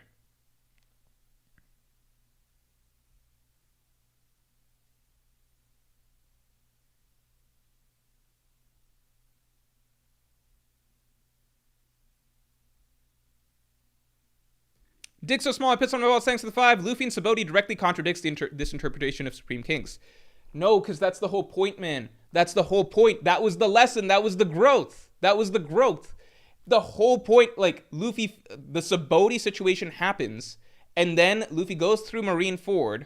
In Marineford, he's growing his Conqueror spirit, so he has more Conqueror's Haki blooms there, right? And then at the end of Marineford, he's talking to Rayleigh, and Luffy's like, and their whole conversation is like, do you want that to happen again? Like, and Luffy's flashing back to how he had to run, right? He never wants that to happen again. He comes out of training from the time skip, and his next statement is basically like, I don't care who you are from now on. I don't care if you're Yonko or an admiral. I'm done running. Like, that's what he explains in Dressrosa, right? I'm done running. I'm not going to run anymore. Whole Cake Island, right? He has that conversation with Katakuri. Where Katakuri's like, why didn't you run away? No one would have blamed you if you just run away. Like, you could have escaped the mirror world. Or Luffy's like, I'm not running anymore. Like, that's the growth. That would, like, you're missing the whole sequence of events, which is basically like, where does Luffy need to grow, right? Sabaody, he ran away. That was his weakest moment. He failed them as a captain. He was fucking broken, right? At the end of him. He's like, what's wrong with me? I couldn't do jack shit, right? All we could do was run. He's leaving and he's like, one day we're going to be strong enough to beat all of them. He goes through the whole arc. His conqueror spirit is growing as he pushes himself. Like, he stops running over the course of Marineford, right? It doesn't matter who's in front of him. If it's Magellan, the three admirals, doesn't matter. He keeps fucking going, right? That's when his conqueror's haki is growing and growing. He eventually is broken still, but he gets back up. And he realizes that he never wants to be in a situation where he has to run again. That's his conversation with Rayleigh. It's also juxtaposed with Garp basically breaking down that, like, this spirit that Ace had and that Roger had, and this spirit that, like, Luffy didn't, like, is not quite living up to, right? The differentiator is that they would never run. Like, they had this spirit that would stop them from running. You come out of that flashback and Luffy's like, I never want to run again either. And that's what he's reiterating throughout the New World, which is like, I'm going to be somebody that, like, if I need to make a stand, I'm always going to be there to make a stand. And we've seen that throughout the New World since then, right? That, like, you're missing the whole point, which is like, you're kind of taking, like, the moment of that lesson, right? Where Luffy realized that running is not something he can ever do again, and being like, that's proof that he doesn't have it. It's like, no, that was the moment that he needed to change so that his conqueror's haki spirit could come out. And what's interesting is that with Luffy, right, he didn't have it in him quite as intrinsically as Ace, in that it's true. There were plenty of times in his life before that he was okay with running, right? But as he began to grow into his true self, and his conqueror's haki spirit actually started coming out, which was over the course of that Marineford saga, that was when he stopped running, right? That was when basically he actually started growing into his true self. So I guess if you're making the argument that, like, well, a conqueror's haki user, like, maybe at some stages of their life, they might be okay with running. That's, I guess, arguably true, because, like, Luffy wasn't always, like Ace, right? But he had to grow into that Ace and Roger type mentality to become the Luffy that he is today. That's the point.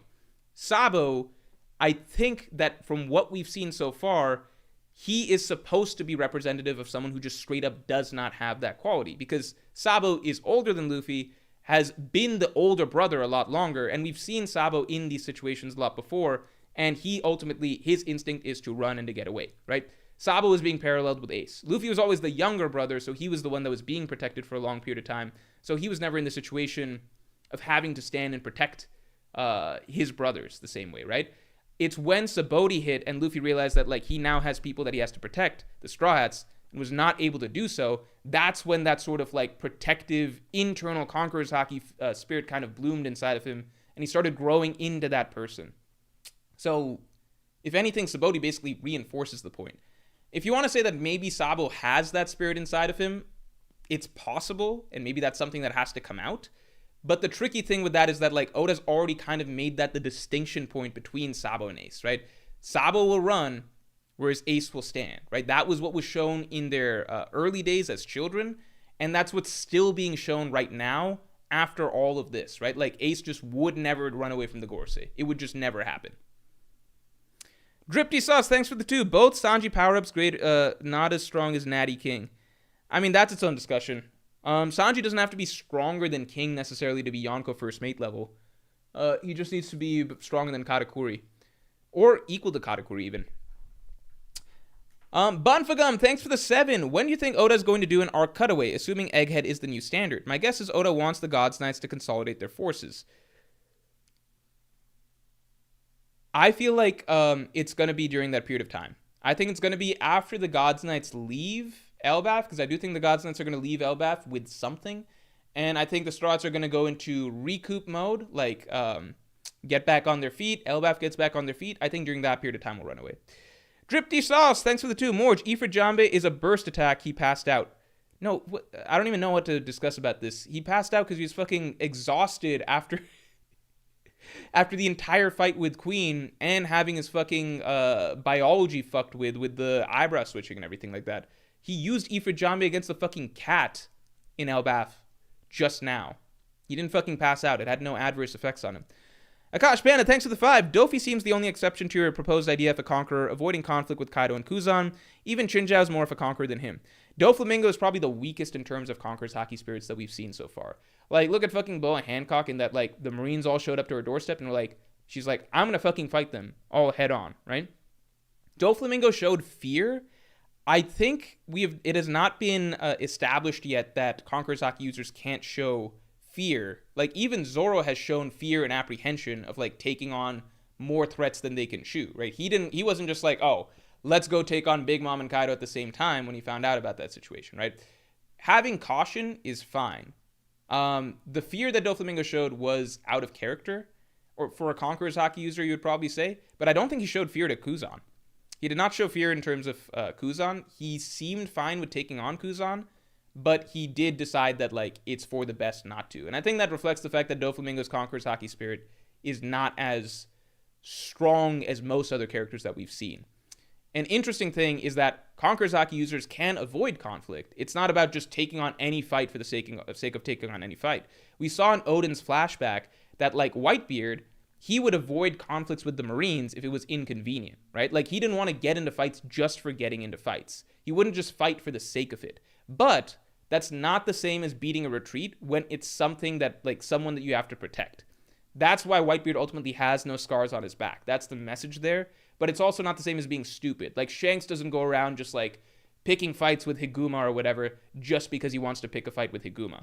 But if Shanks needs to protect someone or there's something that he's trying to defend, Shanks is always going to stand and fight. Bachara, thanks for the 5. Hey Morj, just wondering your thoughts on Kobe's final opponent. I don't hear people talk about it ever, but he needs to have one, no? Good vids, BTW. I actually have a thought on Kobe's final opponent. I've got a thought on Kobe's final opponent. It's a random one. It's a little bit random. It might sound a little bit random, and thanks for the good vids. It's a little bit random, but I think it makes sense. Also, let's get the stream likes to 150, because we're almost there. I believe Kobe's final opponent, I think it will either be a God's... I don't think he's going to be Admiral level by the end of the story, so I'm crossing off Admirals. I think it will either be a God's Knight or Rob Lucci. I think that there is a solid possibility that will be Kobe's opponent. Lucci might sound random, but I don't think he's as random as people think. Lucci was Luffy's main villain in Enies Lobby, right? Showcasing the Rokushiki techniques and everything like that. Enies Lobby was also where Kobe makes his return back into the story, right? I wonder if there's a bit of parallelism happening there. And then 2, Lucci makes his big return to the story in Egghead, right? And is kind of like the mini-boss of Egghead, while Kobe's storyline is simultaneously, like, it's parallel. The Kobe storyline is also happening in Egghead. Lucci is essentially the strongest world government soldier that is not an admiral, outside of the Celestial Dragons and God's Knights themselves. Lucci is also Rokushiki, it's the same style of combat as Kobe, that Kobe's had to train and work on or whatever. And they stand for obviously 2 very different things. I feel like I can't imagine Kobe defeating an admiral. I can't imagine Kobe defeating a Kainu. I could see Kobe versus Lucci, because I think Lucci seems like he's going to persist as a villain in the story. And I think Oda kind of went out of his way to establish where Lucci kind of stands in terms of strength. I could see Kobe being able to beat Lucci by the end of the story. So I think it's either Lucci or a God's Knight that we haven't met.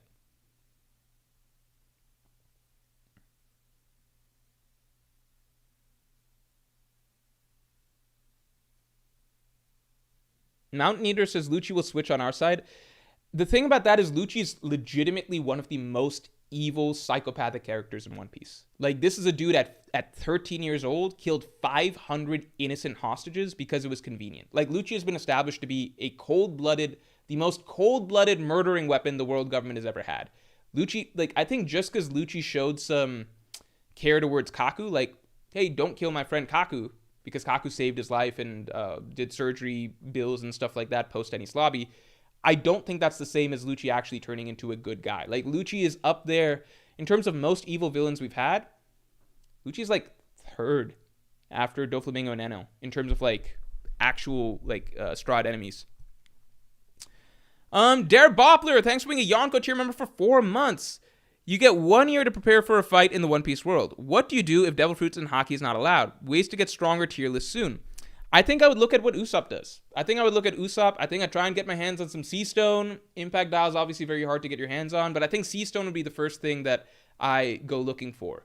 Yeah, I think there's a lot of effective tools. Like, I think Usopp is the playbook for trying to be an effective fighter in the One Piece world without Devil Fruits and Haki. Ways to get stronger tier list soon, like in real life. I don't know about that. That's like, then you got to look at a martial arts tier list. Crow Stray God, thanks for the 5. If Jinbei stays stagnant, what do you think the gap between him and Sanji / Monster Trio by the end of story will be? I genuinely think that Frankie and Robin could surpass Jinbei over the course of the story. I think Robin could do that this arc. If Robin versus Sommers in some capacity is going to be a thing. All Robin has to do is learn Haki, and if you go back and read Robin's little flashback to her time with the Revolutionaries during against Black Maria, Robin was straight up offered to learn Haki from Sabo, and she was just like, I don't think I need that. And they're like, well, learn something. And she's like, okay, I'll learn a little Fishman karate. Like, she basically turned down the option of learning Haki because she was under the impression that she didn't really need it. If Robin learning Haki, if that's on the table, she will surpass Jinbei because her ability is just too fucking broken. Frankie has such high potential because Frankie can literally just upgrade himself over and over to be like an absolute monster. If he picks up that rapidly firing laser that Sanji talked about or whatever, that could easily rocket Frankie a lot higher up in rankings. I would not be surprised if EOS Frankie is Queen's level. I would not be surprised if that's a thing. I think that just sounds surprising to people because I think people have the concept that a Yonko crew is kind of the Straw Hats ceiling, and therefore not too many Straw Hats can be in the Yonko commander tier. That's not the ceiling.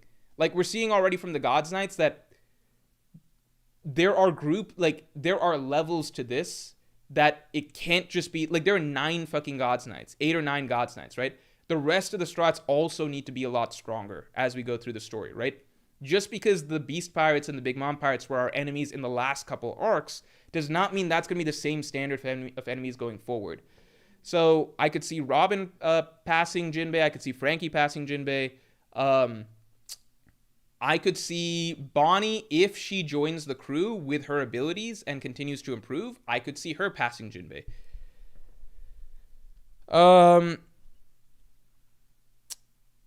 I wouldn't be surprised if by the end of the story we have a good portion of Straw Hats that are Yonko Commander level. If we have a good portion of Straw Hats that are Yonko Commander level, then there's a bit of a gap still, and you've got like Zoro and Sanji who are like Admiral plus Yonko-ish or whatever. And then you got Luffy who's strongest all time. Adger Lodi, thanks for the 5. Prediction, Robin and Saul will die or at least be kidnapped. Wano, Egghead, Elbaf have emphasized the crew protecting Robin. Obvious failure setup. I think it would really fucking suck if Robin got kidnapped. I think that would just be so fucking devastating and really, I don't know. I think that might be too much. Like, after all they've done, the world government once again capturing Robin, I just don't know about that. I don't want Saul to die either because it would just be fucking redundant because we already had a fucking Saul death scene. A perfect death scene. Like in fucking Ennis Lobby. There's no reason to have that again. Musa, thanks for the 10. I realized your greatest skill is pattern recognition. Sometimes you spot things and I'm like, how did he even see that? It's key for theories, though sometimes Oda says, nah, fuck them patterns. I think that's what probably gets me wrong the most is Oda obviously innovates and changes things up, whereas I kind of am like, well, he does this a lot, so it's likely he will do this again, which is sometimes true and then sometimes does not hold true. But thank you. I also think that is probably my best ability. I do think that is what I'm strongest at, is pattern recognition, at least in storytelling. So I don't know. I really appreciate that you pointed that out because I do think that is something I'm strong at. I think it lends to good analysis because I think I'm good at seeing in a given arc certain ideas or themes or character beats or whatever that are being woven together and all sort of fit in a certain way because I'm like, this is mentioned and this is mentioned and this seems like it clicks with that. So I think that is a strong suit of mine personally. But it can lead me down the wrong path in theory sometimes, because I can sometimes believe that because this has happened so frequently, it's leading to this happening again in some way.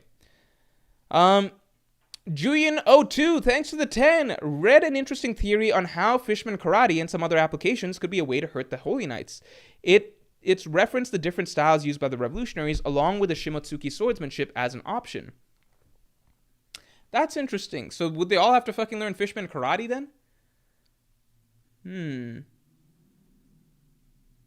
Akash Bandit says that's how you get Raid will fail. Yeah, I never thought Oda would just write an arc that big without like a actual low point for the heroes, because he does it for every other fucking arc. I mean, we're in the middle of it arguably in this arc. Shimotsuki swordsmanship. Am I missing something? Is there something special about Shimotsuki swordsmanship? Doesn't Zoro just use hockey? Also, let's get the stream likes up to 200 real quick. Carl Nyat, thanks for the 5. I don't know about the Fishman Karate thing, because I just don't know. I don't know if that makes sense to me, because I guess Jinbei, Jinbei never got to hit any of them, so I guess we'll see. But I just don't feel like the answer would be that everyone needs to know Fishman Karate to beat them. Carl Nyat, thanks for the 5. I was wondering why Oda focused on the 10 kids so much, even to the extent of giving them distant personalities. 10 kids, 10 Straw Hats. Yeah, I talk about that in my chapter review, actually, which is like, I feel like Colin is going to lead like a band of mini Straw Hats, which I think is really cute. And Colin has actually solidly rocketed up my rankings. I think he is currently my favorite Elbaf character, like Elbaf island citizen outside of Loki. Like, Loki's obviously the most interesting, but I actually really like Colin. And Colin is also, out of all the little kid characters that we've had over the course of the New World, so, Mocha, Momonosuke, Tama, Bonnie, I think Colin is my favorite off the bat. I think a lot of those characters, it took a while for them to grow on me. I think Colin, I just like this Colin's funny. I like Colin. And remember, I hated Colin initially, so people could change their minds. Talha, good to see you. Talha, thanks for being a Yonko tier member for 15 months. Jinbei is far the weakest Yonko 3, if any, respective Yonko crew. Slander aside, I wonder what's the writing reason for that. Okay, I mean, so I actually dropped a full-on video breaking down why that is, in my opinion. Which is, I dropped a video explaining like why every Pirate King has 2 wings. So it's because Jinbei's not supposed to... People are imposing the Yonko structure on the Straw Hats, which doesn't make sense, because even though they're at the Yonko stage right now, they're not ultimately going to be a Yonko type crew. They're shooting for their ceiling is a lot higher. So they're the Pirate King crew, right? They're the next Pirate King crew. And the Pirate King's crew has a different structure. Like a Pirate King level crew, like Roger's crew, has 2 wings, right? A right and left hand that are actually closer to him in strength than Yonko commanders would traditionally be. That was what was explained in the chapter that Gaban was introduced, right? Like Roger has 2. There was actually 2 characters who were closer to Roger than being grouped with the rest of the crew, right? So it's a different structure. Like if you just look at it right now, Zoro and Sanji are significantly stronger right now than King and Queen, right? Many would argue that Sanji is already Yonko first mate level, considering how easily how much stronger Ifrit Jambi Sanji is than a Yonko second commander, right? And Zoro, with Advanced Conquerors Haki, that's an ability that puts him above all the other Yonko first mates we've seen so far. Ben Beckman might be an exception, we don't know, right? So Zoro and Sanji are already head and shoulders above what it normally means to be a Yonko 1 or Yonko 2, because they're not really Yonko 1 and 2. That's technically their status right now, but their real end game story role is basically Pirate King right and left hand. So in general, like if you want to say Jinbei is a weak Yonko 3 for the standards of a Yonko crew, you also have to take into account Zoro and Sanji are significantly stronger than Yonko 1 and 2 compared to other crews. Like, just think about it like this.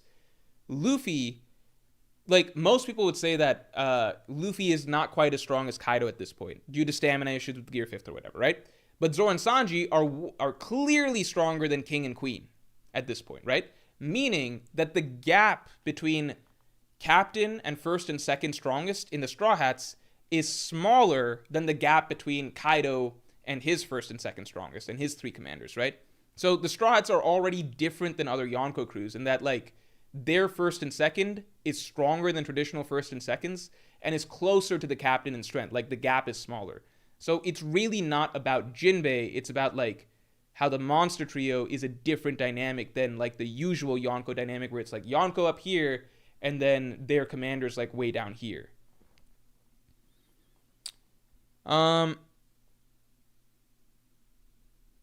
Essentially, Jinbei doesn't need to be stronger because that's not what the Strats are about.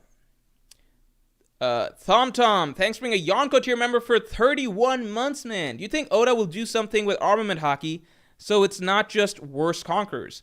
Maybe it will have unique defensive applications. Love the content. I don't think Oda will do something with armament. My personal little pet theory is this. I think that armament was maybe never going to be a thing.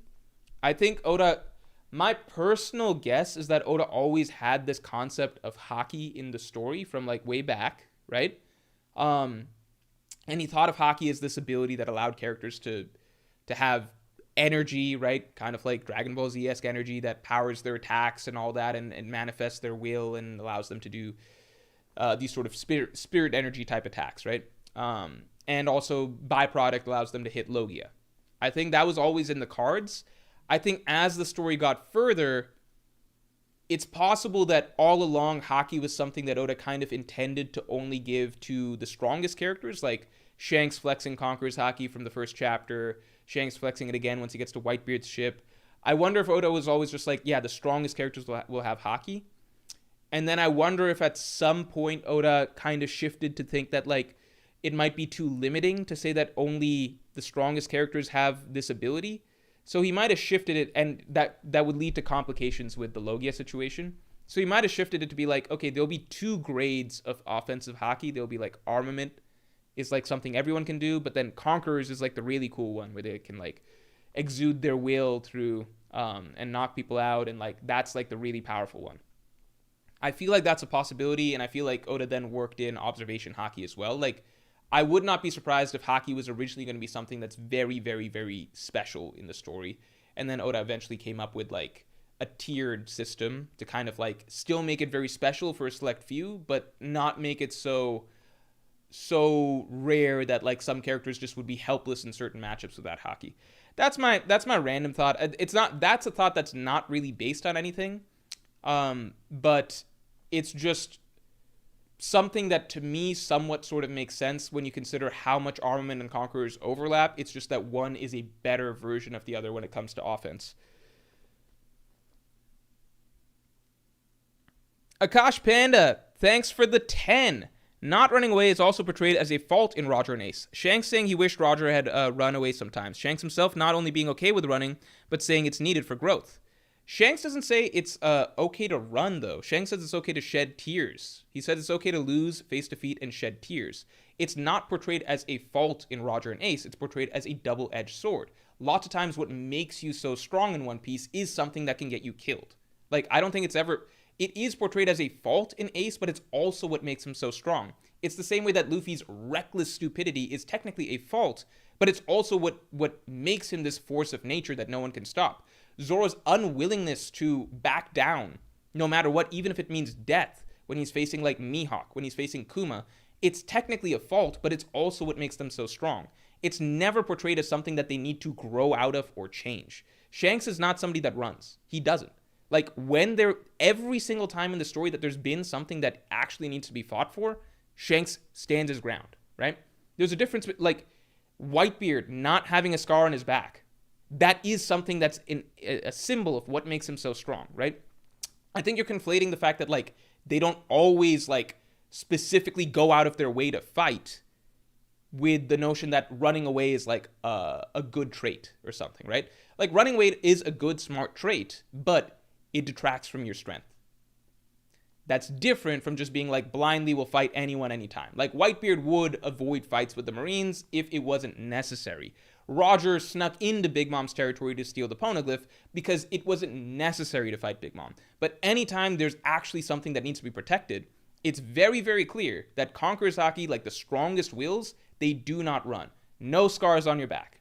If you're Whitebeard, no scars. Zoro, no scars. You'd rather fucking die than take a step back when you have a fucking dagger in your heart, right?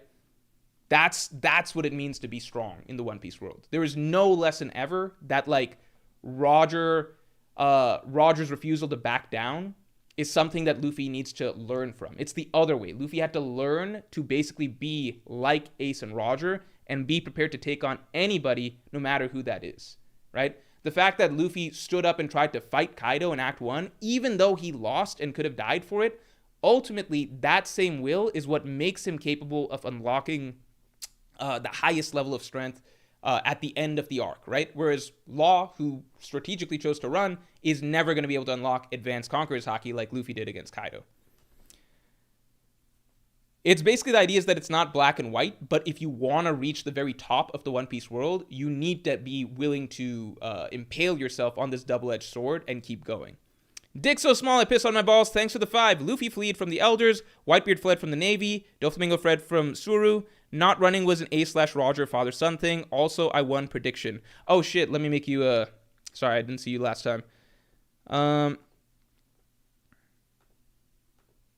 Luffy fled from the Elders because there was nothing to protect. The moment that they reached the Sunny, Luffy turned around and started fighting back against Jupiter, etc. Like, the lesson has never been fight for no reason, right? That's never been the lesson. But there was no one standing behind Luffy that he needed to protect.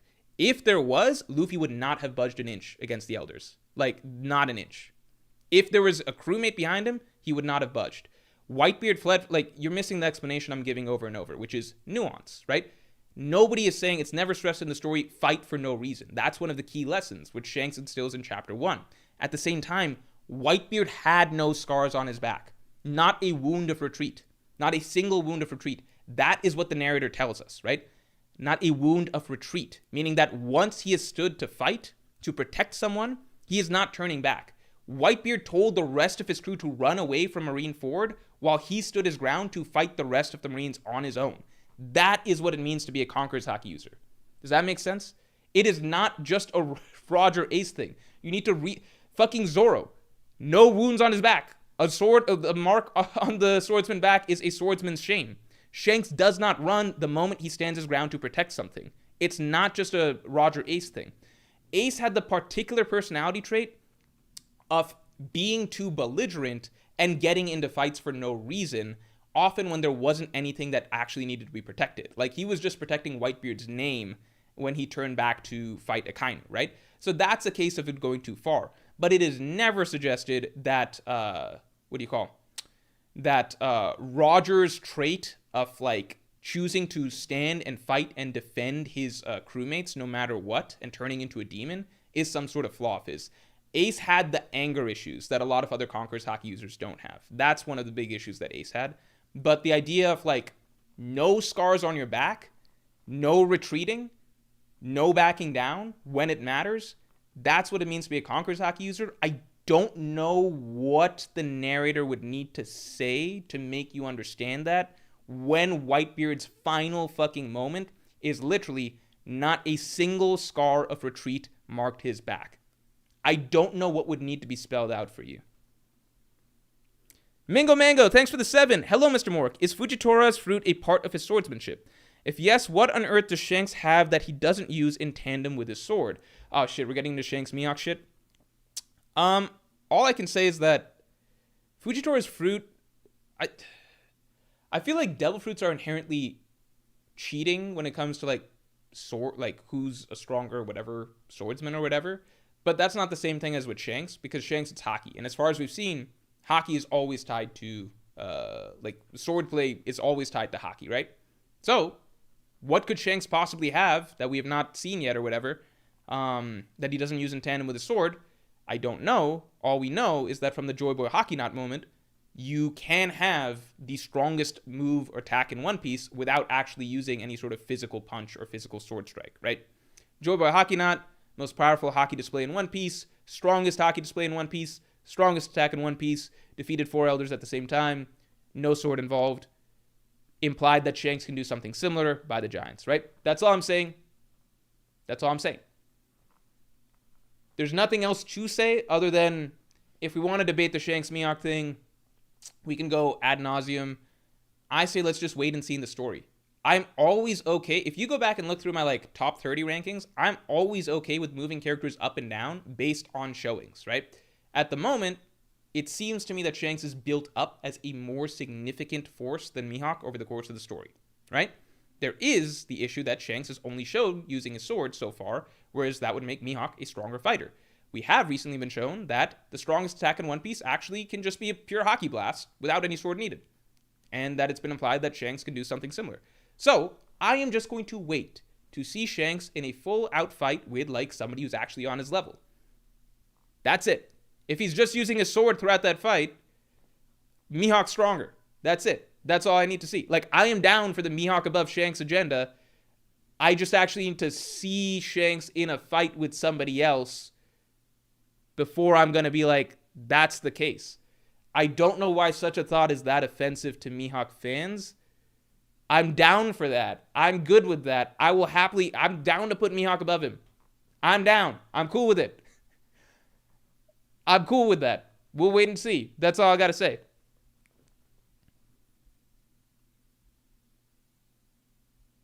Rayuchiya, thanks for the 5. Jinbei going to be taking care of a whale shark at a lighthouse at the end of the story, Crocus style. That'd be funny. A whale shark. Some random whale shark. Oh, let's get the stream likes up to 200 real quick. Akash Panda, thanks for the 5. Queen as Frankie's ceiling isn't something I'd even considered, but it is very interesting. Queen being the strongest engineer and possibly Frankie's dad. Yeah, I think that's not the craziest thing, but it's just why can't Frankie reach Queen's level? Frankie doesn't really have... Frankie is missing the hockey, obviously, but I think Frankie's a way better engineer probably at end of story than Queen. And Queen never really showcased crazy good hockey. I don't think Queen... Did Queen ever show black coating? I don't remember. Mango, thanks for the 7. FYI, Shanks' hockey release is not an attack, and it's not even unique to him, since we saw Big Mom and Kaido do the exact same thing. It doesn't deal damage, and yet it has the most impressive feat in One Piece, which is defeating the 4 Gorosei. So I don't really know what to say. Sorry, not Shanks is the Joy Boy knot, right? So, it defeated the 4 Gorosei. There's no way Kaido and Big Mom are fucking doing that with just a hockey blast. So, there's levels to this in that, yeah, Kaido, Big Mom, even Luffy can emit large amounts of Conqueror's Haki, but it's once you get to that Joy Boy level of Conqueror's Haki release that you can actually just, defeat top tiers, you know? Type 35, thanks for the 10. Morj, I've almost finished a manga I'm working on. Also, Loki will lead the Giants to fight the Celestial Dragons because in Norse mythology, Loki fights alongside the Giants against the gods. That's interesting. That's a cool concept. I didn't think about it like that. Again, I never know how much, Oda draws inspiration from mythologies for various things, but it's not like he specifically, lives and dies by them, if that makes sense. He draws inspiration, but it's not the same thing as just telling the same story as mythology. So, Loki in Norse mythology also doesn't have a giant hammer that summons lightning. Thor does. Right? So it's not even it's the same exact story. Oda's mixing some concepts together here. But I could see that being correct. Yeah. Loki leading the Giants, I think, would be really cool to fight the Celestial Dragons. I do believe we'll see Loki on the good guy's side by the end of the story. One Piece, One Life, thanks for the 5. How strong do you think Shamrock is realistically? I made a video yesterday saying he's at least at relative to Shanks due to status plus story direction. I think he'll be relative to Shanks. I feel like at the top level, the immortality shtick is not going to be as relevant. Because, again, I think with the Joy Boy Hockey Knot, it was kind of implied that, high enough level Conqueror's Haki, I feel can still have an effect on even immortal beings. I'm not sure, though. I think we'll need some more clarification on that. So I feel like he'll be relative to Shanks. I think somewhere around that area. I don't think he'll be stronger than Shanks, because I wouldn't be surprised if Shanks is the one to defeat Shamrock. I don't know. I think it's possible Oda came up with Shamrock as the character for Shags to defeat. I don't know. Bunfagum, thanks for the 7. Whitebeard didn't protect Odin for no other reason than lives would be lost. Either he doesn't love Odin the same way he loved Ace, or this idea is faulty. What? Was Odin standing behind him? What? The idea is literally what the story is telling us over and over again. Even if you're trying to like nitpick at like, well, this case, I feel like this character didn't really step in or do this or something. Like, if Odin was like fucking behind Whitebeard when Kaido attacked Odin or something like that, Whitebeard would fucking step in and like that's like one of the weakest rebuttals possible. Can you find me a case of like Whitebeard fucking took on the entire Marine force at the same time so that his crew could get away? Again, not a single scar of retreat on his back. There's no fucking complexity to that statement. Whitebeard doesn't fucking run away once he's in a fight. That's it. That's not the same as Whitebeard choosing to stay out of certain fights because of consequences to others. And Odin is also his own man. He's a conqueror, right? Whitebeard left him to fight his own battle. That's okay. I also don't think, from my recollection, wasn't the order of events that Whitebeard found out about Odin's death and didn't go in to get revenge or something like that? Not swooping in to like fight to not swooping in to fight on Odin's behalf when it's a fight that Odin could win by himself, by the way. Like, Odin could beat Kaido, which was established. That has no bearing on any of this shit. It does not change the fact that the narrator specifically told us Whitebeard does not retreat. He does not retreat. It's black and white. It's done. It's told for you in the story. You don't have to try and nitpick certain things. It's like, well, in this case, he didn't go over to try and help his friend who could already handle the problem by himself. It's not relevant. Does not retreat. Told in the story. Black and white. Done. Capiche? No more discussion. It's told. I don't know what it's like if Oda spells out a concept for you. What else are we, the reader, supposed to debate about it? It's done. Hiji F Baby, thanks for the 5. If Shaq calls everyone that can't guard him BBQ chicken, that makes Jinbei fish tikka for most of the endgame characters we will meet. I guess, yeah, I see what you're saying. I mean, Jinbei, I don't think it's supposed to fight like endgame tippy top tier characters, you know?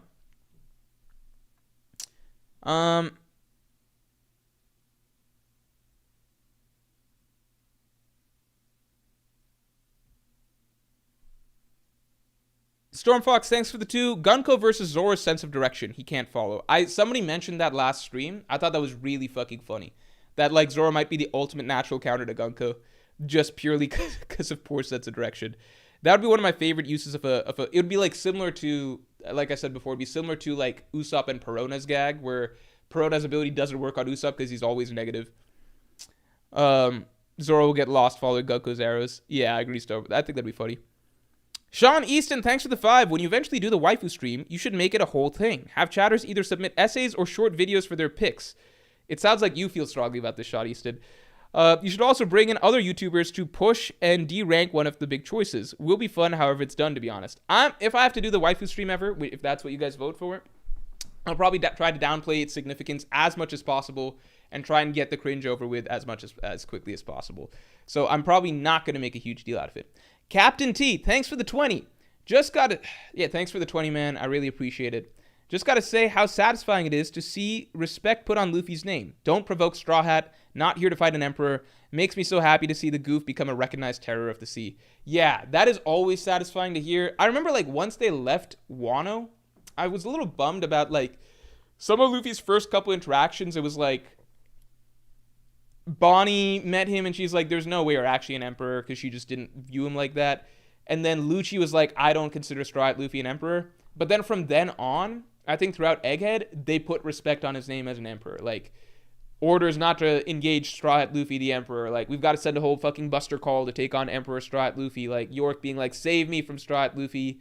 Luffy talking to the Gorosei like an equal over the Den and Mushi. I liked all that. I thought that was really cool. And I like him still getting that respect today. I feel like Yeah, I don't know. It's just cool to see. Like, even Green Bull in Wano wasn't treating him like that right off the bat. So I feel like that shift happened from partway through Egghead onwards, where characters started to actually put respect on Luffy's name like that. All right. I missed KO4 Super. Oh, shit. I'm sorry. Hold on. Let's see.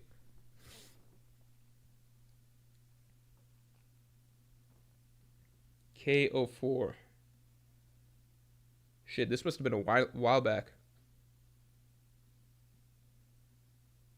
Fuck, how far back is this? KO4.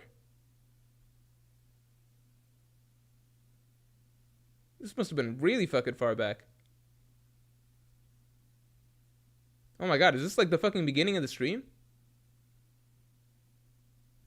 Oh my god. I don't know where KO4's comment is. I literally didn't see it. He posted it in chat. He posted in KO4. What did you say? What did you say? I literally don't see it. KO4, what you say? Missed my super. My super is gone. Elevating disgust for Holy Knights is peak. Okay, I see. Elevating disgust for Holy Knights is peak. Gunko and Brook, Strahd's personal. Sommer's attitude, kids getting personal, degrading O'Hara, Robin. Chapter theme is powerful. All right, I'm going to try and decipher this a little bit. Gunko, Brook, Summer's attitude and kids getting personal, degrading O'Hara, Robin. Yeah. The Gods Knights were real dicks this chapter for sure. Like, they got pretty personal and pretty nasty with the Strahts, and also Sommers in general is a real asshole. Like, shitting on the survivor of O'Hara. I think Sommers is one of the nastiest characters that we've met. Also, him just giving that ultimatum to Jarl off the bat of just like, destroy this shit right now or we'll start like fucking killing kids. I like this. I like that the vibe the Gods Knights are giving off quite a bit. I got you, KO4. All right. I'm going to answer a couple other questions, and then I think I'll probably have to call it a stream. Because we're reaching towards the 2-hour mark, and I am actually very thirsty. I need water. I'm a little dehydrated right now. The villain's looking good. I think this is one of the strongest debut of like a villain group. You know why? I think that this is one of the strongest debuts of a villain group because they're making this much of an impression without the leader being there. So if we consider Shamrock to be the leader right now, right? Like CP9, I thought that CP9 were really cool. Like, they made a great impression when they were first introduced because that whole scene with the Iceberg Mansion reveal and what they did to the Strahds there, phenomenal, right? Lucci was there, right? So the leader tends to have a big impact. With these guys, the impact is being made, and like, we're getting a lot of good characterization, and they're having a strong effect on the story and really fucking shit up. With just 3 of them there, and not even the leader, right? Shamrock was the most interesting when he was first introduced because it's like, oh shit, Shanks' brother. But we had Shamrock exit, and I'm not missing him. Like, I'm cool with these guys. These guys, I want more of them. And these are just 3 out of the 8, 9, 10 Gods Knights that are out there. So I think that's really cool. The one other time that we had an effect like that, in my opinion, was Jack. Jack and Zoe made a huge splash, and it was just like, holy shit, if we're getting this much focus and weight attached to just a 3rd commander of a Yonko, how crazy is like the entire Beast Pirates going to be? And it turns out that was kind of like the peak for Jack, and in general, even King and Queen didn't get that level of focus as he did. Oh shit! Yusuf Jabbar, thank you so much for the 60. Holy shit, man, thank you. Just wanted to support you, man. Keep up the good work. We appreciate you. BTW, do you think Sanji will be a Conqueror's Haki user? I really can't see it. Thank you very, very much. I really appreciate the support. Obviously, I'm happy that you just wanted to support a little bit like that. Thank you so much. Do I think Sanji will be a Conqueror's Haki user? I used to think no. I want to wait and see whether Gaban is. I think that will be a solid indicator for whether or not Sanji is. So I want to see Gaban first. I feel like Sanji, to me, leans a bit more from everything we've seen in the story towards, like, the law Sabo category, where they're obviously very brave characters, but ultimately not like we are going to stand our ground no matter what. Like, they will beat a retreat, they will strategically retreat, etc. Whenever. I feel like Sanji falls into that category. Although Sanji might have Conqueror's Haki, I think we gotta wait and see with him. Characters can obviously awaken their Conqueror's Haki spirit later in life. So I think Sanji, it's open to the possibility. I think he's had more moments than like Law or Sabo have shown so far. I think a lot. Yeah, I think we just gotta wait and see. I think Sanji, I put in the 50-50 category right now. Gaban, I think whatever he shows us in the next chapter will give us a good indicator. I don't think... One of the reasons I lean towards no with Sanji in terms of having Conqueror's Haki is because I don't think Oda needed to do this whole cyborg technology advanced exoskeleton angle for Sanji if he was just going to have Sanji grow in Haki like Luffy and Zoro. Does that make sense? To me, it's just like, what is... Like, Oda wrote a whole fucking arc for that. Like, it's got character stuff, obviously, right? Good character stuff, obviously. But I think you can hit a lot of the same themes while still having Sanji develop Haki. The fact that we went through Wano, which was very Haki-centric, and like the fact that Oda's making Sanji this sort of bionic man as a way of sort of keeping up with Luffy and Zoro instead of just having Sanji awaken new levels of Haki. To me, it's kind of like, why? What is the purpose of that if you're just going to give Sanji Conqueror's Haki and Advanced Conqueror's Haki anyway? My interpretation is kind of like Oda doesn't necessarily maybe want Sanji to be a Conqueror's Haki user, but he does want Sanji to keep up with Luffy and Zoro. So Oda came up with a route to keep Sanji, to have Sanji keep pace, even if he's not going to be getting the strongest ability like Conqueror's Haki. So Oda went with the alternative route of like, okay, well, what if Sanji's just special in a different way that's not Haki related? What if he's this bionic man that is just inherently superhuman and is inherently capable of having like superhuman abilities that would allow him to raise his offensive output, stuff like that. That's my thought. I feel like a lot of that may have been Oda trying to figure out a way to have Sanji keep up with those two, essentially without making him the Haki monster that they are.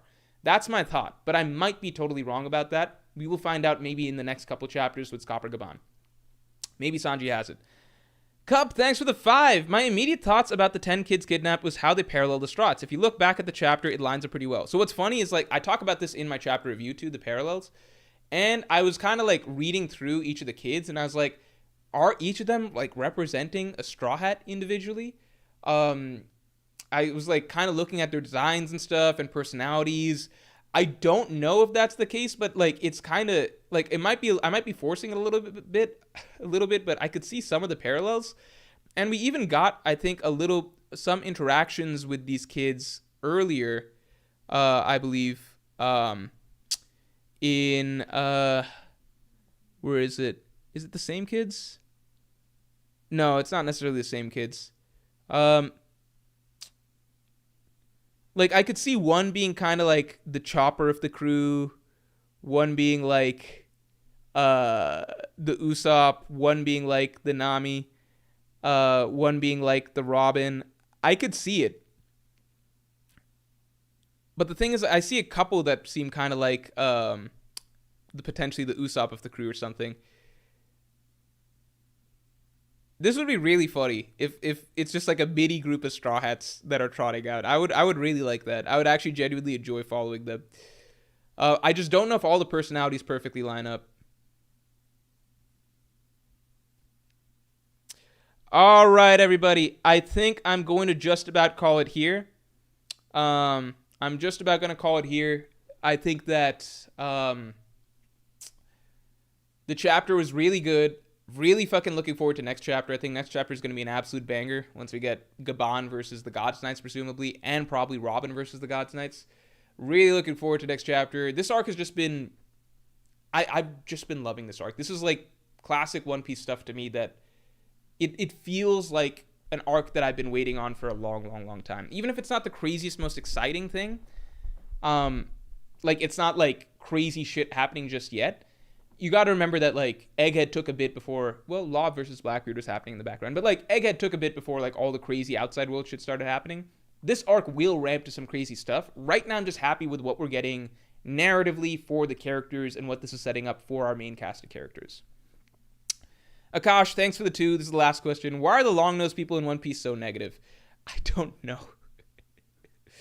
I don't know. I think that's just an Oda thing. I think he just likes that idea in terms of design. I mean, Kaku's not really negative, right? Kaku's not really negative. Not that he seemed like a pretty positive character initially. All right, everybody. Thanks for tuning in. And yeah, this was a fun stream. Great chapter, and I will talk to you all later.